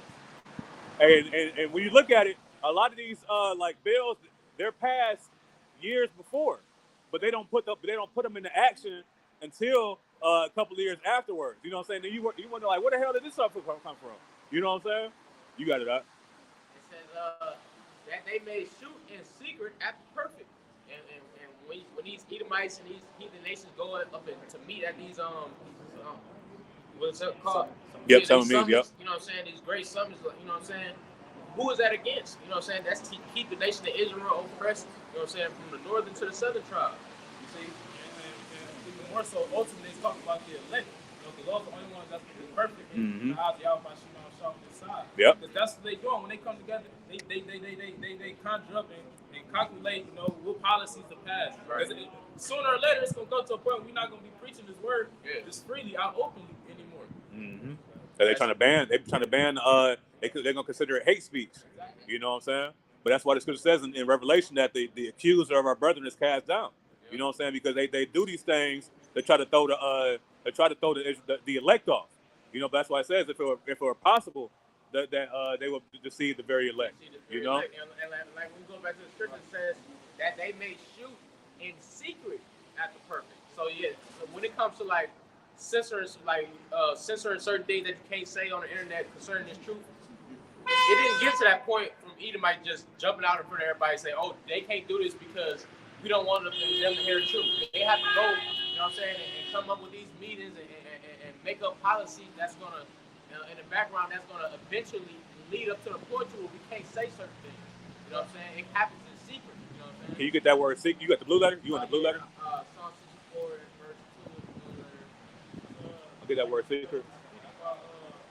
Freedom of speech. Isaiah, I think it's 32 chapter says liberal. Liberal meaning you pretty much you can do what you want to do. Now Esau is changing his ways. He wants to do away with the so-called freedom of speech, man. Why? This message that's going on across the 4 corners of the planet Earth. Yeah. In Canada right now, they're targeting journalists because they're going up against the agenda of the elites. Even in America right now, they're trying to push something called net neutrality, which means just a cute, smooth words. Like that's how Esau does. Smooth words, which means freedom of speech is through. Man. Yeah, it's through. It's through. So get the if you're on the comment board, write the precepts down, go over, read the chapters, and take this thing seriously. Well, that's why the scripture talks about wisdom come by opportunity of leisure. Yeah. You know what I'm saying? Your spare time, you're not supposed to be playing hours at 2K and you know what I'm saying, try to watch the football game on the Shabbat or whatever it is. You know what I'm saying? Because this is the time that we have to get right. You know what I'm saying? Because it's going to be a time where all you're going to have is the knowledge that you've gained. That's why the Apostle Paul said to increase in charity and increase in what? In knowledge. You know what I'm saying? Yeah, Baba Kashar. It's H4565. The Hebrew word is masador. It says a secret place for perpetration of crime. That's what's going on behind the scenes. These Yep. devils is perpetrating, okay, how to poison food, how to poison air, how to poison water, how to poison clothes, how to further feminism, how to further transformerism, okay, and so on and so forth. But ultimately, like the brother said, this all goes into death. It's all leading to death. This is an anti-life, anti-Yahweh Shah, anti-Messiah society. You know, the Yahweh Shah, the Messiah represents life. Yep. The ultimate thing they're doing behind closed doors is seeing how to get you Israelites chip. You see what I'm saying? But that's coming, man. Yeah, that's the mark of the beast, man. The RFID dictatorship, man. Lord willing, they come soon, man. So get the fuck out of here, man. Back to the Psalms chapter 64, verse 4. It says that they may shoot in secret at the perfect. Suddenly do they shoot at him and fear not. Why do they fear not? Because in the power they had to do so. The Lord been long suffering, letting them go off for so long, and they didn't been hooked up to the point where they doing all this shit and they ain't worried about the consequences. Mm-hmm. Hey, that's that to go back to the back. He's gonna make himself sevenfold, man. Esau thinks he's untouchable, man. He will be touched, man. We've been touched, man. You know what I'm saying? That's what Barry earlier said. They know the judgment was not sure to drink of the cup. Yep, surely drinking them, yep. It says they encourage themselves in the evil matter. They commune of laying snares. Right, and at these summits, the main thing is snares. What's the next snare that we're going to bring upon Jake? You know what I'm saying? And these jakes is going to fall right into it. The main snare being, like the brother said, that Michael potato chip. Right. Brother just sent a video with Elder Uriah out in Chicago. And gas is watered down. It's showing you that they're what are they doing? Who doesn't have enough money to even get by, man? You see what I'm saying?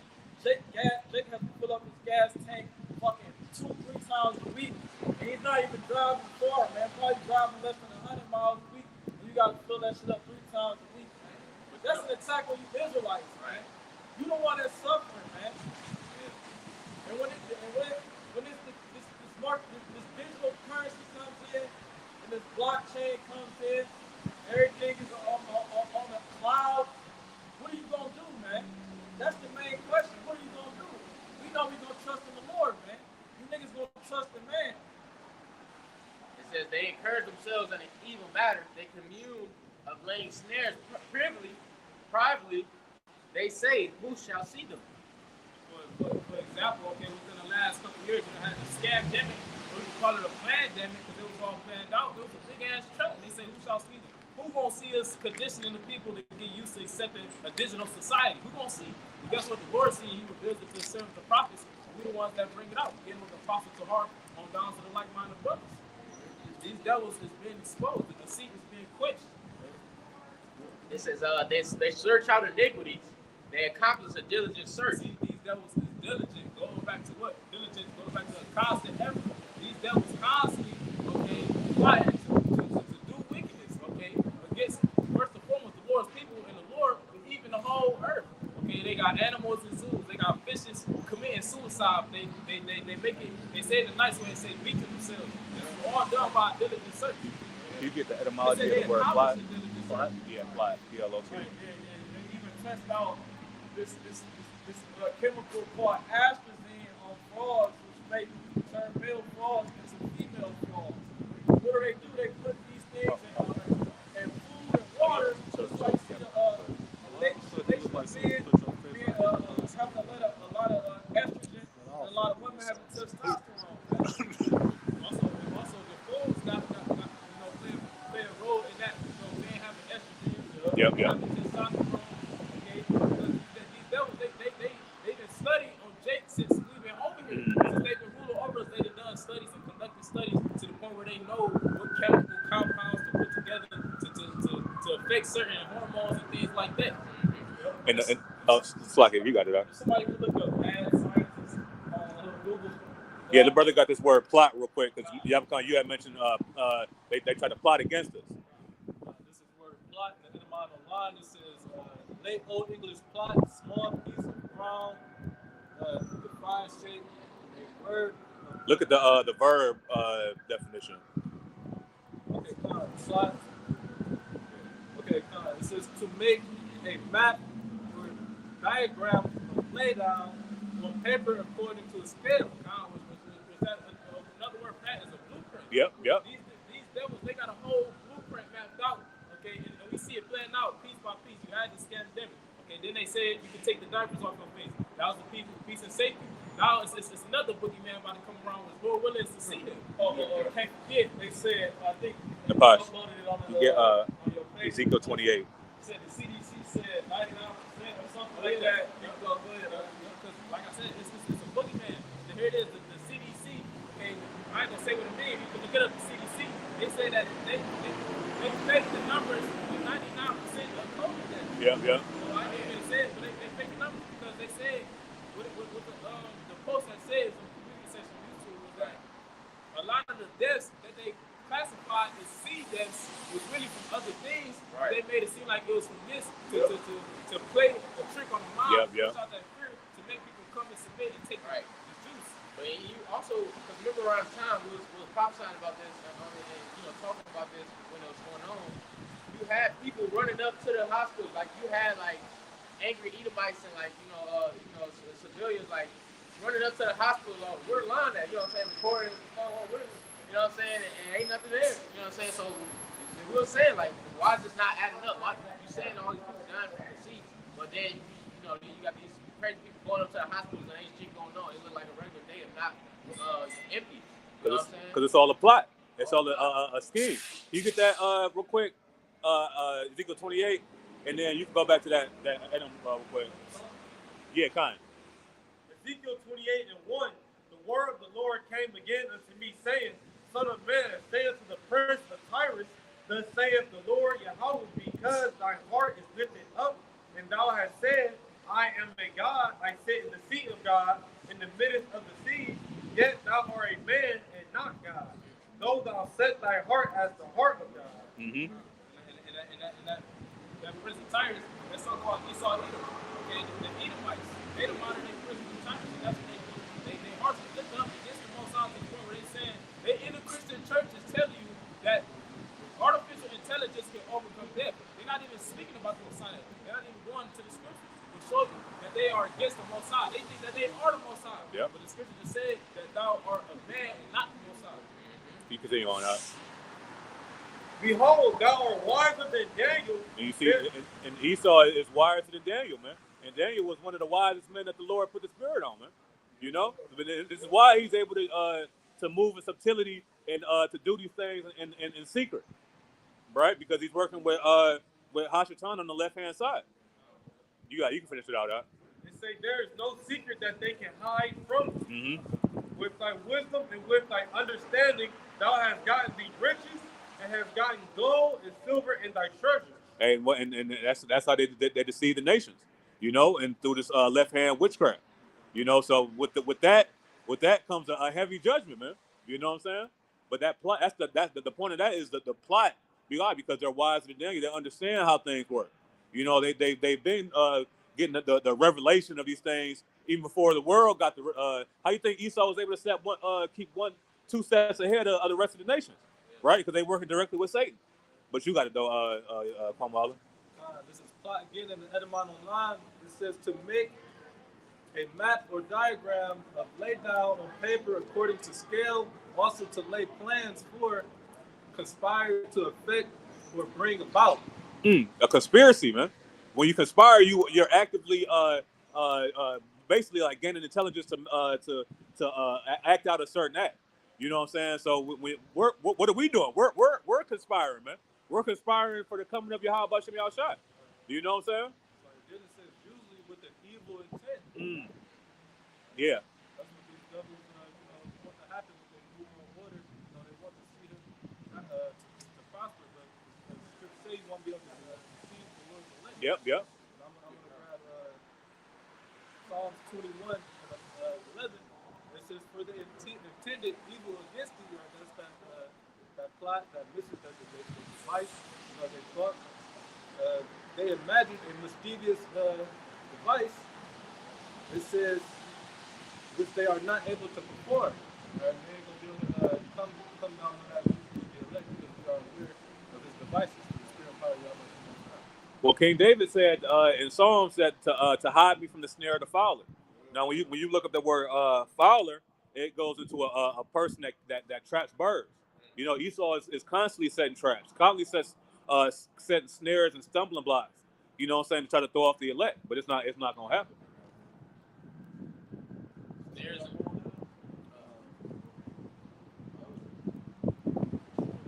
So you got a preset by?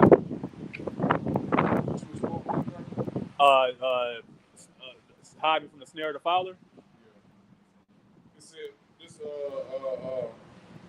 This song's 10 and 2. It says y'all just said trap. It says, why standest thou afar off, O Lord?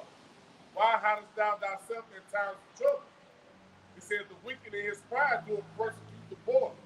Let them be taken in devices that they have imagined.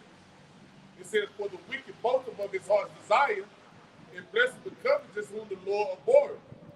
It says, the wicked, through the pride of his countenance, will not seek after the Most High. The Most High is not in all his thoughts. You know what I'm saying? Because that's the last thing he's thinking about. Even because that's what keeps us from doing certain shit. It's because the Most High is in all our thoughts. So we move with a fear because we understand the judgment that can be brought down. But Esau don't think like that. Mm-hmm. So the stuff that he planned and he plot, that's the last thing he's thinking about when he trying to execute these purposes. Because it's in wickedness, and you knowing that the shit you doing is wicked. I ain't gonna do it because I know it's the judgment for. Yeah. So it shows you that the Most High ain't in all his thoughts. It says, his ways are always grievous. Thy judgments are far above out of his sight. As for all his enemies, he puffeth at them. And that's what you see. That's these Edomites. They puff at everybody else because they think they better than everybody else. They so far above everybody else. It's American Edomites. Yeah, kind.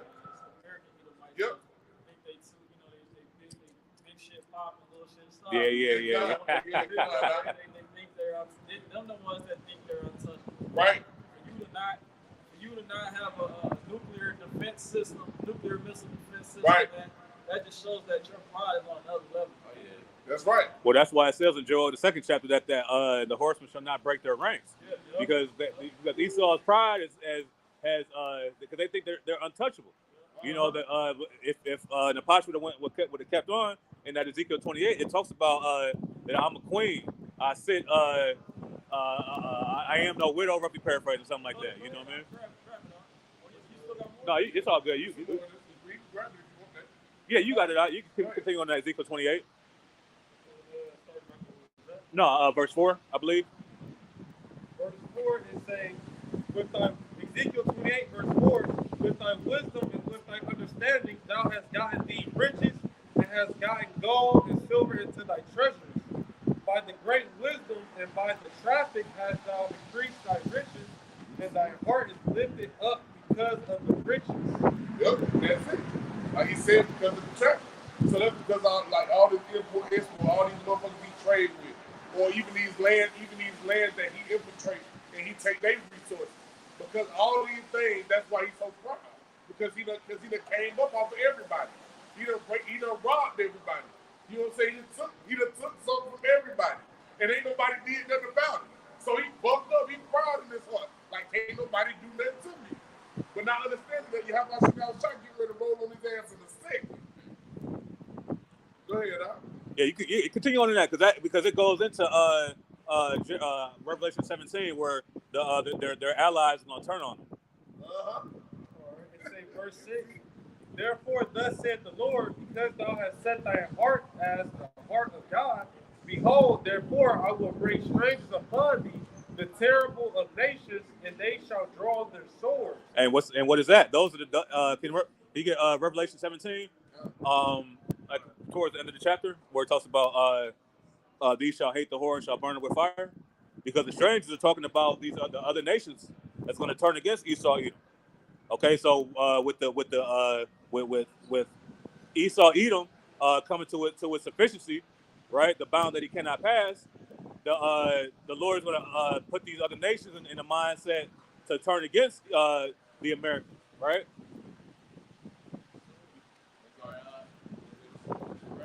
chapter 17 and verse 16, it says, "And the 10 horns which thou sawest upon the beast, these shall hate the whore, and shall make her desolate and naked, and shall eat her flesh and burn her with fire." And see, and that's like Yabakan said, the American Edomites are doing a plot, but before they can finish their plot, the Lord is going to put let the weak say I'm strong. You know what I'm saying? And that's when the Lord is going to turn the plot against them. You know? But who was reading? Yeah, kind. Those 10 horns, that's all about.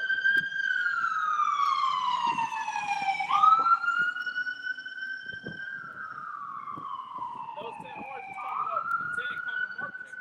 The 10 master states, today is known as in ancient Rome, but today is known as the EU, European Union. Okay, which you can see that being manifested. Okay, you had, I believe it was France talking about leaving NATO. Mm-hmm. You had Turkey talking about leaving EU.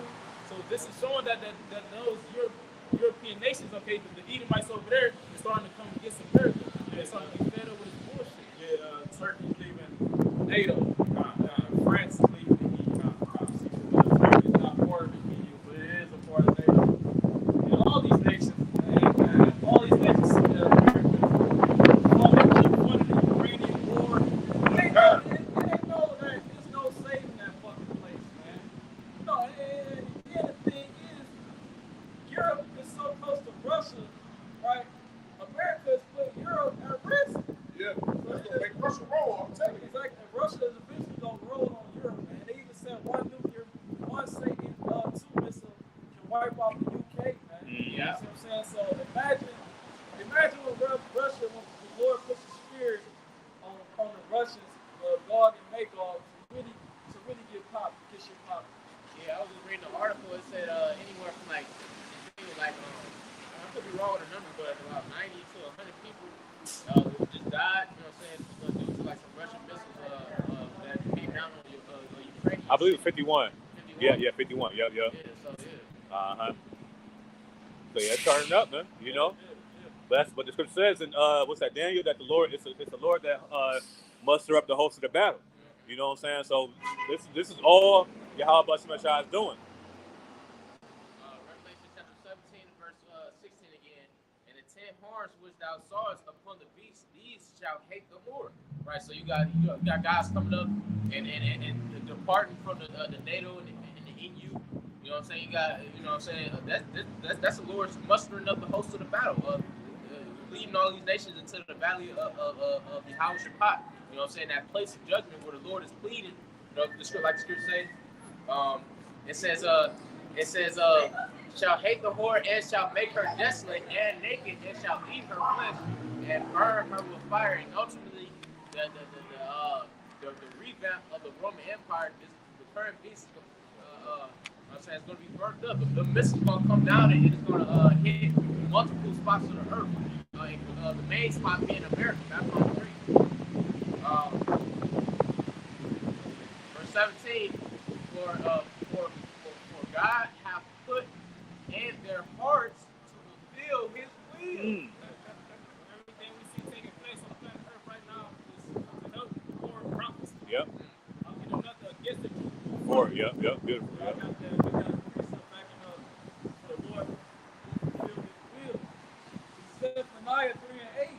It says, "Therefore wait ye upon me, saith the Lord, until the day that I rise up to the prey." That's what we're doing. We're waiting on the Lord to send His only begotten Son back, because we know it's going to happen. He's going to rise up to the prey. The prey is talking about these heathens. Okay, the predator be Yahweh Shah. Hey, the scripture says in the Psalms that blessed the man that waiteth on the Lord. You know what I'm saying? So we're with our patience, right? We're going to be blessed to be a partaker. You know, Lord willing. You know. It says, "For my determination, His will, is to gather the nations, that I might assemble the kingdoms to pour upon them my indignation, even all my fierce anger, for all the earth shall be devoured with the fire of my jealousy." Where you reading from? Zephaniah 3:8. Kind. It's not talking about the literal whole earth. It's talking about wherever the missiles is going to hit. Yeah. That's when they say the fire of the jealousy. That's what it's talking about, the missiles. Right. When you go to the word indignation, it means justified anger. Mm-hmm. So the Lord is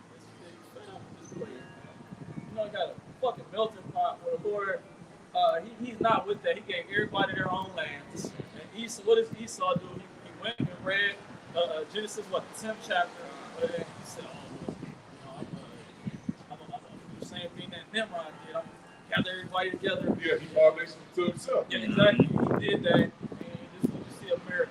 Okay. This is Isaiah 13:1. God, it says this is Isaiah 13:4. It says the noise of a multitude in the mountains, like as of a great people. Which let's talk about the gathering of the nations that we see taking place. Russia, okay, we know Russia's gonna be a part of Turkey. And I believe Libya, Persia, okay, and also other nations that's gonna join hand in hand with Russia, because Russia is back in that Soviet Union spirit. Okay, so that's what it's talking about when they say as of a great people. It says a tumultuous noise of the kingdoms of nations gathered together.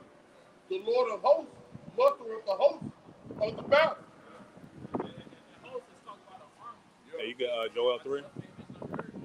Muster goes into gather, okay, to a point. So we literally see it's the Lord put the spirit on these nations to come together, and we know it's going to be over there in the Middle East. Yep. It says they come from a far country, from the end of heaven, even the Lord, and the weapons of his indignation to destroy the whole land. That whole land is talking about America. That's going to be Russia, okay, and all the nations that's allied with Russia, or who might not even necessarily be allied with Russia, but they still going to all shoot missiles at America. Okay, it said from a far country. Okay, read that again, Bible. It says they come. This Isaiah 13:5. 13. They come from a far country, Second Edge 13. from the end of heaven. Talking about from the other end, the other side of the earth. Okay, and here it is. We on the uttermost part of the earth, which is the western hemisphere, and the missile will come from the eastern hemisphere. Right. It says even the Lord and the weapons of his indignation to destroy the whole land. Destroy the whole land. Talking about America. Yeah, the only safe place is up inside the church. Only the elected nation of Israel is going to make it. It says, "How ye, for the day of the Lord is at hand. It shall come as a destruction from the Almighty." It's about to be a dreadful day. That's why I tell you, Amos the 5th chapter, woe unto you that desire the day of the Lord. Okay? You think the Lord's come back and give everybody a damn hug? Who has going to be confounded? It says, Like we read in Revelation 17, verse 17, it says, For Yahweh have put in their hearts to fulfill his will. The Lord is mustering, once again, mustering the host of the battle. The Lord is putting his spirit on all these different kings to leading up until the Third World War. This is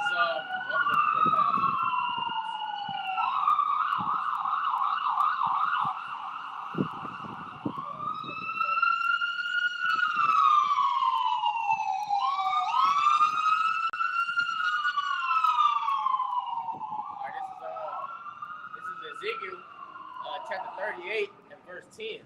It says, "Thus said the Lord, Yahweh Shai, it shall also come to pass that yeah, I'm gonna go up like really down. This whole chapter is good. But Ezekiel chapter 38 and I started verse 7. It says, "Be thou prepared and prepare for thyself." Thou, verse 3. This book of Ezekiel. Thus, power, behold, I am against thee, O Gog, and chief prince of Meshach and Tubal. That's like Tubal, that's the Germans. Gog, that's the Magog, that's the Russians. You know what I'm saying? Tubal, Gog, Meshach, and Tubal, that's all Japhetic people. Yeah. Okay, because that's that land mass known today is Russia. Okay, and Asia, that was the Japhet's land. Which Esau, he came in, he pushed them out, and he took over that land, and he called it Russia. That's why you got the Russians over there. But guess what? Even though we prophesied and we rooting for Russia to come up against America, the Lord is still against Russia. Them Edomites take down some. And I believe Apostle Tahar was going into Meshach, and that verse is going to Moscow, and the current city of Moscow. You know what I'm saying? And I forgot what he said what the other names was, but those Tubal is I forgot what it was. That's talking about Japhetic people, but known today, okay, is the Edomites, because the Edomites are dwelling in that land today. It says, "And I will turn thee back and put hooks in into thy jaws, and I will bring thee forth in all thine army. That's the Lord putting them back in that Soviet Union spirit. Okay, he giving them back their strength. Okay, he say gonna put hooks in their jaws, which that's the Lord controlling them. It says, and I will bring thee forth and all thine army, horses and horsemen, all of them clothed with sorts of armor. We think about the Soviet Union, they like the biggest one in the world dealing with tanks. You know what I'm saying? The tank industry, it goes straight to the Russian and Soviet Union. It says, well, and the scripture says, just real quick, Proverbs 21, that the king's heart is in the hand of the Lord, and he turns it whithersoever he will. So we're reading that the Lord is putting the hooks in the Russians' jaws, controlling them to fulfill his will. You know? You got it, right? And I will bring thee forth and all thine army, horses and horsemen, all of them that them clothed with all sorts of armor, even a great company with bucklers and shields.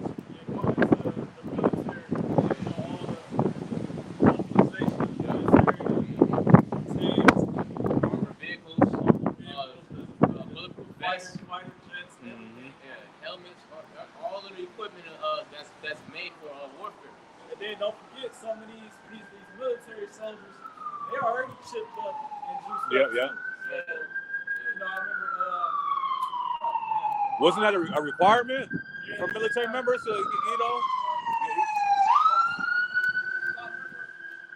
Russia and Ukraine first, it's been 2 years since the war got started, I believe. Russia and Ukraine, started warring with each other. Russia said Ukraine had pretty much superhuman troops, man. You know, they get the arms shot off, they're still gunning, they're still shooting back, man. They're showing you that the juice and this sea here is gonna turn you into a fucking, it's gonna turn you into a robot. Oh, yeah. Well, they kind of showed us that. What's that in the Marvel series? I don't know if brothers watch Marvel, but the super soldiers. You know what I'm saying? Yeah. That's, you know what I'm saying. They made super soldiers where they didn't have to sleep. You know what I'm saying? They had to eat.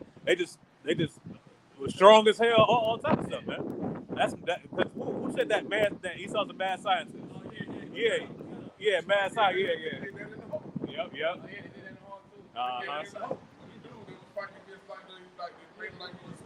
Yep. Yep. Look at this Edomite. There's a picture of a mad scientist. Just a Google search. I typed in mad scientist. It says the mad scientist is a stock character of a scientist who is perceived as mad, bad, and dangerous to know, or insane. It says owing to a combination of unusual or unsettling personality traits and the unabashedly ambitious, taboo, or heuristic nature of their experience. So that's the mad scientist. You know the word mad. I went to a couple weeks ago. Pretty dysfunctioning, out of order. You know, pretty much reverse. That's what he saw it is, man. And you know, he's in the lab, taking concoctions and mixing them up, doing all these things just to test it on you people, man. Yeah. Esau. That's what he does with the FDA, man. Yeah, and Esau got some stuff that he showcased, like we heard about the frogs that was being turned to male frogs from female. He got some stuff that showcased, but he got some stuff in the back that he ain't gonna let nobody know, like the super soldiers. That he keep promoting on, cause that Captain America movie that came out. That was like a later coming movie. You know what I'm saying? I think that came out in the early 2000s or something. So Esau probably already had that shit going on, man. But they started to showcase shit already. Like the robot dog. Oh yeah, the robot dog. That's big. They started to showcase a lot of this shit. You know what I'm saying? We go back to the Proverbs 16 and 40, brother. When we first started up, the Lord created all these things for himself. So it's just for the point of time. You know what I'm saying? You got like even the new creative beast. There's a lot of shit that's gonna be manifested in these last times. Yeah. And that's the point right there. Understanding that the Lord can control all these things. Like the Lord that did all these wonderful things from the beginning of time. You know what I'm saying? And he get ready to like walk the trick back. It's like you gotta realize this is the last go round. So it ain't no need to hold nothing back. Yeah. We ain't gonna like we talk, we gonna learn more no more than kingdom. We ain't gonna be no more than shit. So he gonna do everything right here, right now in this last go round. It's over with. Yep. He still got more on that mad scientist. Got it. It says people also ask who is considered a mad scientist. A scientist or inventor who is insane, especially one who is madness, intentionally or unintentionally, you know these devils do everything intentionally. It says endangers himself, others, or the world. That's what these devils do, okay? Like, for example, as we see with these missiles, they created the missiles. They said, like Russia, for example, they said if it's no Russia, it won't be no America or something to that extent. They said if they can't rule, okay, they blowing this bitch up. He said world on Russia, the world don't Oh, yeah, live in. yep, the water. They said a world without Russia is a world they don't want to live in. We're showing you that they mindset is to endanger themselves and everybody else. Yeah, because you got something called mutually assured destruction, which they agreed on not letting off nuclear missiles. Right. But eventually, the Lord's going to, like you brother said, the king's heart is in the Lord. As the rivers of water, he turns it with us of free will. So the Lord's going to put the spirit on the Russian mainly to come at America and Atlanta, Israel. But Russia just said that they was about to break that treaty of nuclear testing. Oh, yeah. You know what I'm saying? So, you know, everything is being wrapped up right now, man. You know? Russia been doing all types of shit. I remember they going back earlier in the year, they suspended the I forgot what type of treaty it was that they had with America, but the treaty, it was like a nuclear, some type of treaty to the point where they only had so much missiles, okay, a certain amount of missiles, but then they suspended it, okay, so that and within since the scandemic happened, because it was when you read and go into the treaty, it was like, okay, every so often they would send somebody to inspect and investigate to make sure that the other side is not it's not having too many missiles. Since the scandemic started, that the investigation, okay, it hasn't happened. So Lord knows how many missiles that these devils got. We know the scripture talk about this going to be millions of missiles. When she did that with the treaty, it was a treaty when he was telling the Iran, I think it was the Iranians, they had a treaty on them where they couldn't make no missiles. But then in the background, you got this devil testing missiles. So it's like, what the fuck are you doing? You know what I'm saying? These are some fucking devils, man. That's the mindset of them. They got thousands of missiles, but they don't want you to have one because then you want to eat them battlefield. Right. That's what Russia, they be saying, what you gonna do? Right. I got them already. Yeah. Right, but it's already proper. The scriptures say, let the weak say I am strong. You know what I'm saying? Well, when you read Revelation 13, it says that they made fire come down in the sight of the nations. Right. And I believe it says that the nations were afraid or something like that. You know? Yeah, Something like that. So that's how they were able to gain that stronghold. You know, but now the Lord has allowed these other nations to receive that same technology. You know what I'm saying?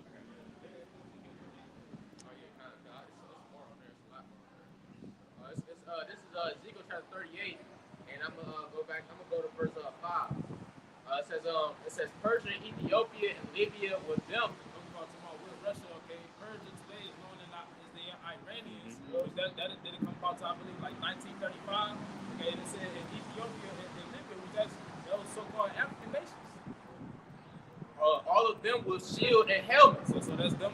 Okay, they gonna gear up with Russia. Okay, they gonna come together and ally with Russia. We see that being manifested. It says Gomer and all his bands, the house of Togarmah, Togarmah and the North Quarters and all his bands and many people with thee. Nah. Gomer and Togarmah. Okay, that's Japhetic people as well. Okay, but that landmass is talking about Turkey. No, today is Turkey.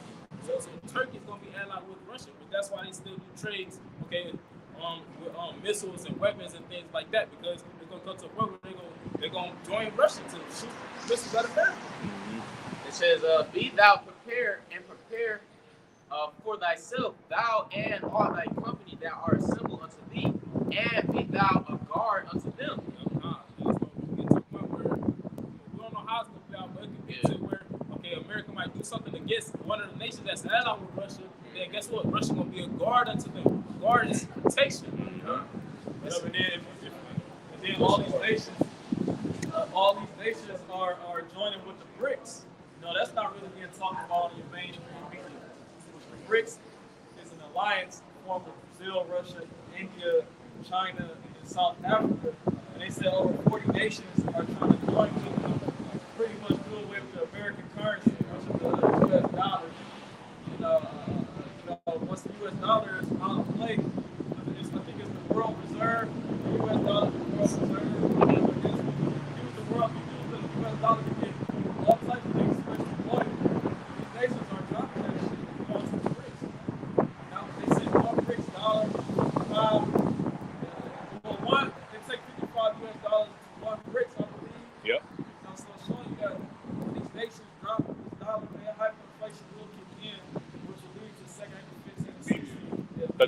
petrodollar is the only thing that America has, and without that extra money flowing in, what's it gonna be? Now it's gonna have to be on the backs of the American people. You know what I'm saying? Yeah, because America, it goes around to these other nations and rape robs and loots their land, okay, plunders their land.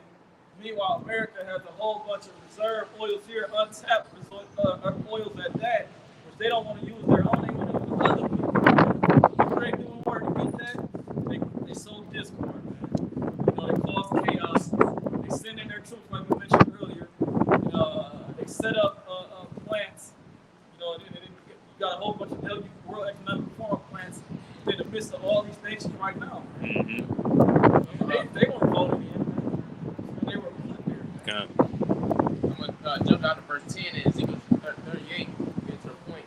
It says, "Thus says the Lord, power, it shall also come to pass that at the same time shall things come into thy mind, and thou shalt think an evil thought. And thou shalt say, I will go up to the land of unwalled villages. I will go to them that are at rest, that dwell safely, all of them dwelling without walls and having neither bars nor gates." Hey, that's Babylon the Great, man. Yeah.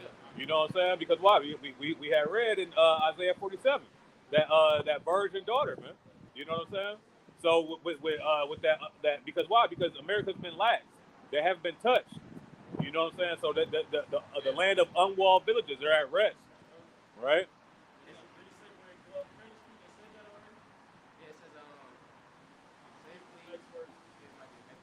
Verse 12, "To take a spoil and to take a prey, to turn thine hand upon the desolate places that are now inhabited, and upon the people that are gathered out of the nations, which have forgotten cattle and goods that dwell in the midst of the land." And I'm going to say that's twofold. Let's also talk about the land of Israel. Because we know that the land of Israel is going to get wiped out and it's going to be cleansed by that nuclear fire before the Lord places people back. Yep. Right, because that land has to be cleansed. We go into Isaiah chapter 1 verse 7 to talk about how these devils, they went up in the land. Yeah, bring it out, huh? Bring it You know out. what I'm saying? This is Isaiah. This is Isaiah chapter 1 and verse 7. It says, your country, I'm going to read it in NLT too, but in the KJV it says, "Your country is desolate, your cities are burned with fire, your land strangers devour it in your presence." And we hear right here over in the north of Babylon the Great. You know what I'm saying? We prophesying and we doing the Lord's will. You know what I'm saying? But the temples and all of the things that, you know what I'm saying, that the Lord found pleasure over in Jerusalem has been defiled with the pink, what they call the pink parade, and, you know what I'm saying, these devils, they over there doing weird, wicked shit. You know what I'm saying?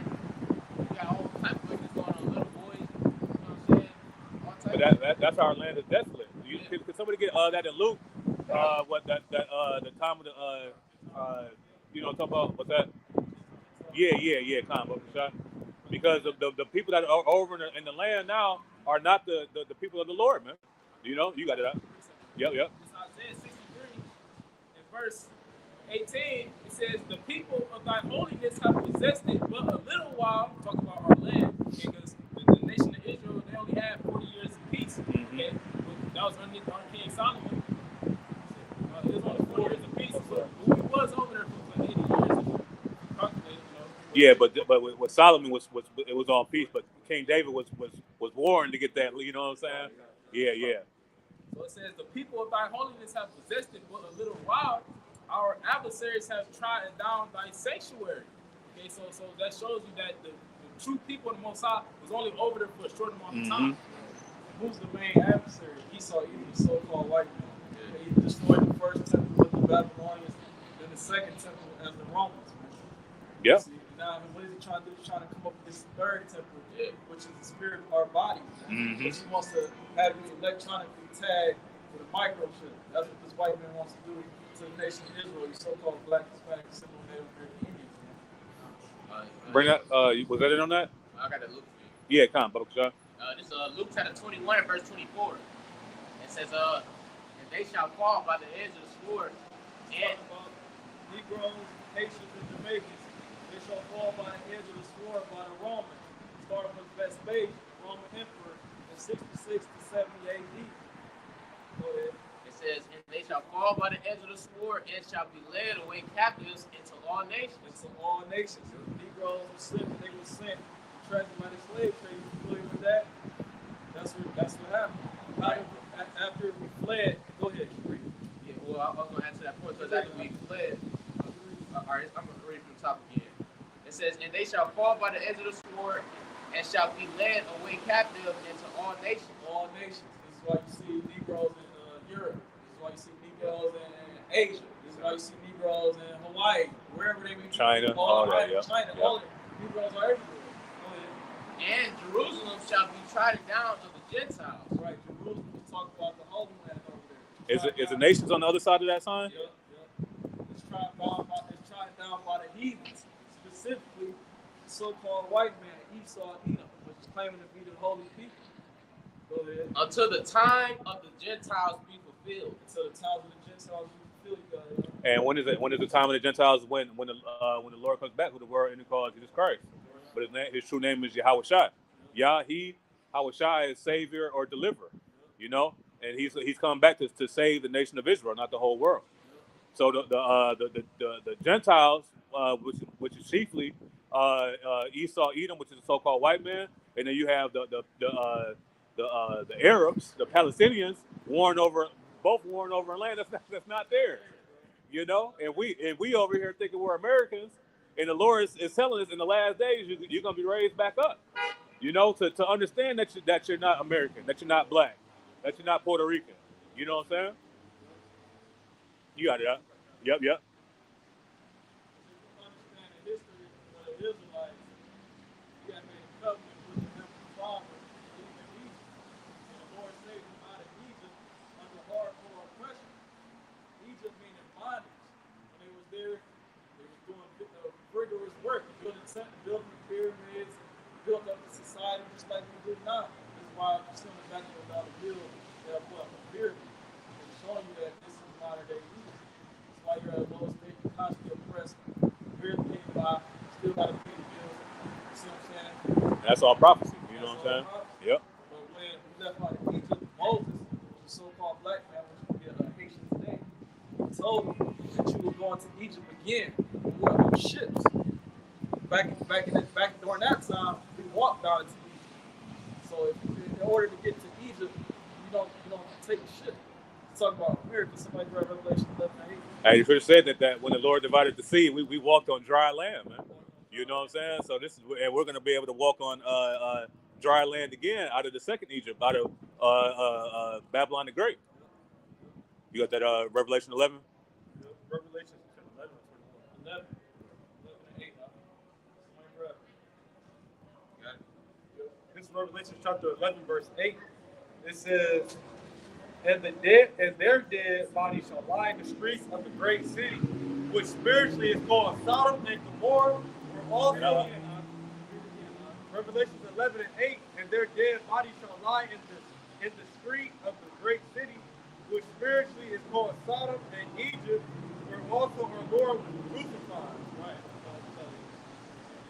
And that great city is talking about America. And the proof is that, okay, he was known as an American citizen or United States citizen. And a city is as big as the citizens are spread out. Okay, so that great city is talking about America. And dead bodies is talking about the people on the side. What made us dead On the other side. On the other side. It's a lot. What made us dead was the fact that we wandered away. Okay, we wandered out of the way of understanding. Even Proverbs 21:16 to tell you that he that wandered out of the way of understanding, we just talk about the scriptures, okay, applying the law, statutes, and commandments, having faith in the Most High. When you wander away from doing that, you're going to remain in the congregation of the dead, and everything you do is going to result in death. That's what's been happening to our people, time and time again. It said, I'll say, read it again. Revelation chapter 11, verse 8, and their dead bodies shall lie in the street of the great city, which spiritually is called Sodom and Egypt. It's spiritually called Sodom and Egypt. When you got knowledge of the scriptures, when you read about ancient Sodom and Gomorrah, what was they doing? It was men dealing with men. And we see the same thing happening today. Okay, we see that being legalized. You got the the more marriages and things like that. So that's the spiritual Sodom. It's spiritually called Egypt, like the brother said. That's why we got the dollar bill on the back of the pyramid. Okay, that's why we had to go through that chattel hardcore slavery. Where also our Lord was crucified. Like we said, where our Lord was crucified. Now we know our Lord, he was crucified in Jerusalem, okay, physically, but spiritually, in America, he was crucified because they changed his name, okay, they changed what he looked like, okay, and they push out the vibration that he pushes, okay, because our Lord is about righteousness, about the scriptures, okay, they don't follow that here, but yet they say that the Bible is all land. Right.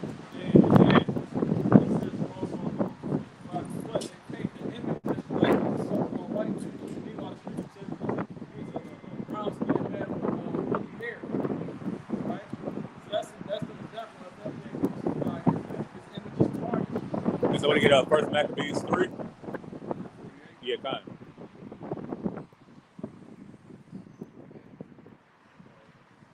Verse 9, and they of the people and kindreds and tongues and nations shall see their dead bodies 3 days and a half, and shall not suffer their dead bodies to be put in graves.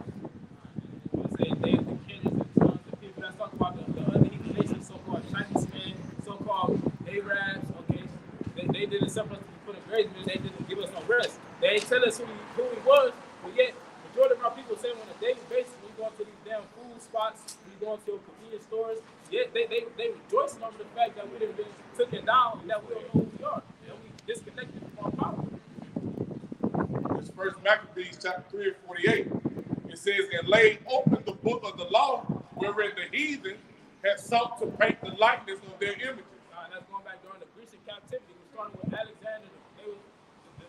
Going today is Alexander the Great, or the Greek. Okay, but that's a so-called white man, a so-called European, but he is biblically known as an Edomite. Okay, during his time period, they took down. Okay, specifically underneath Antiochus Epiphanes, which was a descendant from one of his generals. They took down the southern kingdom. Okay, and then guess what? They got they acquired the book of the law, okay, and our images, and they tried to paint over it. That's what it said. It's First Maccabees chapter 3 and verse 48. And when you go to the Maccabees, the Maccabees is more of a historical reference. You know what I'm saying? So it tells us who how the Israelites became Gentiles. You know what I'm saying, and things like that. And this is why it was removed. The Apocrypha was removed out of the Bible to hide the fact of who these Gentiles are in the New Testament. You got it out. It says, and laid open the book of the law, wherein the heathen had sought to paint the likeness of their images. The likeness of their images. That's why when you type in Jesus Christ or you type in God, you're going to see a so-called white man. Yep. But if you go according to the scriptures, you read it in Revelation chapter 1. Okay, Daniel, I believe it's chapter 10. It tells you that the Most High was a dark-skinned man. Mm-hmm. It describes him. It describes his son as what was up with Daniel chapter 10. And if I could say too, being being an Edomite, being a white person is having a plague of leprosy. And when you go into in Leviticus, I believe the 13th chapter, it talks about a clean leper. This is why Esau is able to dwell among us. You know, because he's a clean leper. The book of Daniel 10 and 5, it says, then I lifted up my eyes and looked, and behold, a certain man clothed in linen, whose loins were girded with fine gold of Uphaz. His body was also like the beryl, and his face had the appearance of lightning, and his eyes as lamps of fire. His body was like a beryl. That's a very dark stone. It can come in the color of very dark brown. That's showing you that the Most High is a dark-skinned man. Yeah, when you type in God, okay, on Google, you go to images, you don't see a so-called white man. Yep. Like the person that convicted them according to the law, that's the first leprosy. When you go even deeper, that's the first that was on pain. And how could our Lord be perfect if he was a leper? He was automatically unclean. He wouldn't have been allowed to be in the temple, you know, as a yep. You know what I'm saying? Yep. He took the color from Miriam. He took the color from Miriam. He had to be brought to them. Yep. It said, and his eyes was lamps of fire, and his arms and his feet like unto colors of about is brass. What color is brass? Brass is brown. Yep. It says, and the voice of the word like the voice of a multitude. Got a deep voice. Yep. The people inside, majority of them, especially the so-called Negro man, got very deep voices. He spoke with authority. You know, that's what the Pharisee said. He said he spoke as one with authority, man. Right. You know. Yeah. You got any questions? We're about to close out. If you got a question, you can answer real quick.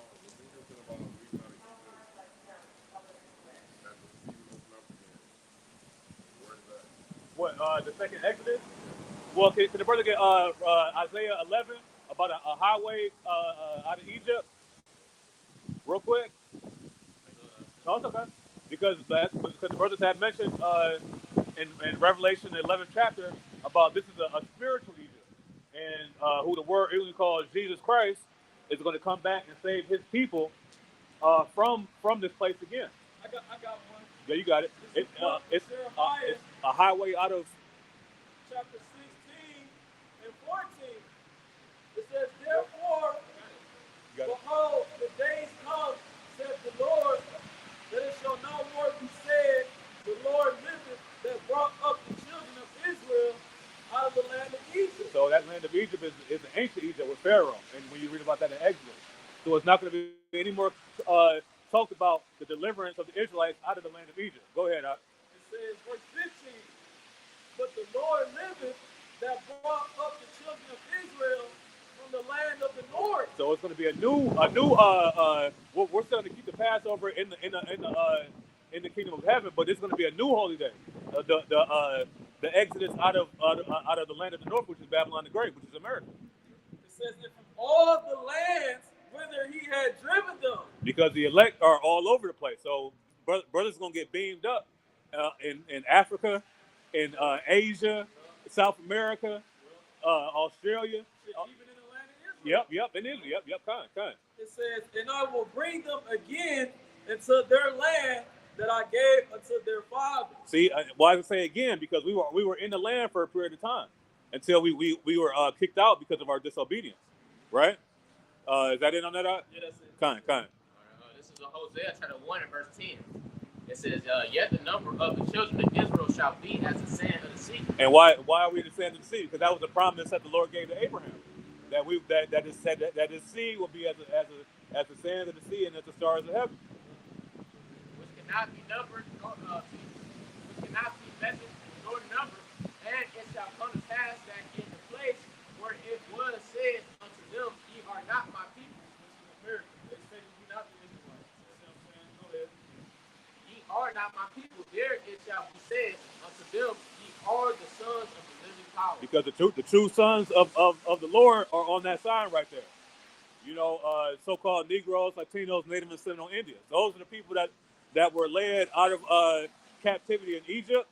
And those are the people that the Lord separated, the northern kingdom and the southern kingdom. These are the same ones that are gathered back together here in the it says that in Jeremiah 50. Real quick. Jeremiah 50 and 33. It says, thus saith the Lord of hosts, the children of Israel and the children of Judah were oppressed together. You see, we're collectively oppressed together right here in this captivity, because after the split, the northern kingdom went into captivity to the Babylonians and the Syrians. I'm thinking of the southern kingdom. The northern kingdom went into captivity against to the Syrians, and the southern kingdom went into captivity to the Babylonians. And now this is the only place that we've been brought back together and been under oppression as a whole people. You know what I'm saying? So this is why the Lord is going to deliver. The concentration is in America. The concentration of the Israelites is in America. That's going to be a main deliverance. Yeah, from America. It says, thus said the Lord of hosts, the children of Israel and the children of Judah were oppressed together. And all that took them captive held them fast. They refused to let them go. And see, how they refused to let us go after slavery. You know, because while we was picking cotton, the northern kingdom was in the tobacco field. Being subjugated to conquistadors and all that. You know what I'm saying? So now now the Lord is gonna deliver us, because why it says that no man shall redeem me but who? Yahweh Shai. You know what I'm saying? But you got that? It should be a high. The book of Isaiah, chapter 11, verse 11. It shall come to pass in that day that the Lord shall set his hand again the second time to recover the remnant of his people, which shall be left from Assyria, and from Egypt, and from Pathros, and from Cush, and from Elam, and from Shinar, and from Hamath, and from the islands of the sea. So basically, we were scattered all over the place in Africa, right? In Elam is India. You know, we were all scattered. You got it, huh? So with that, we hope to pray this edifying cause. We're going to give all honor, praise, and glory to Yahweh, Ba'ashem, Yahweh Shai, Ba'ashem, Rakapadash. the double honors to the apostles and elders, a great millstone, the rule and teacher where we got this truth from, and peace, mercy, and blessings to the hopeful elect that believe in this truth and sincerity. So next time we say shalom. Shalom. Shalom. Shalom.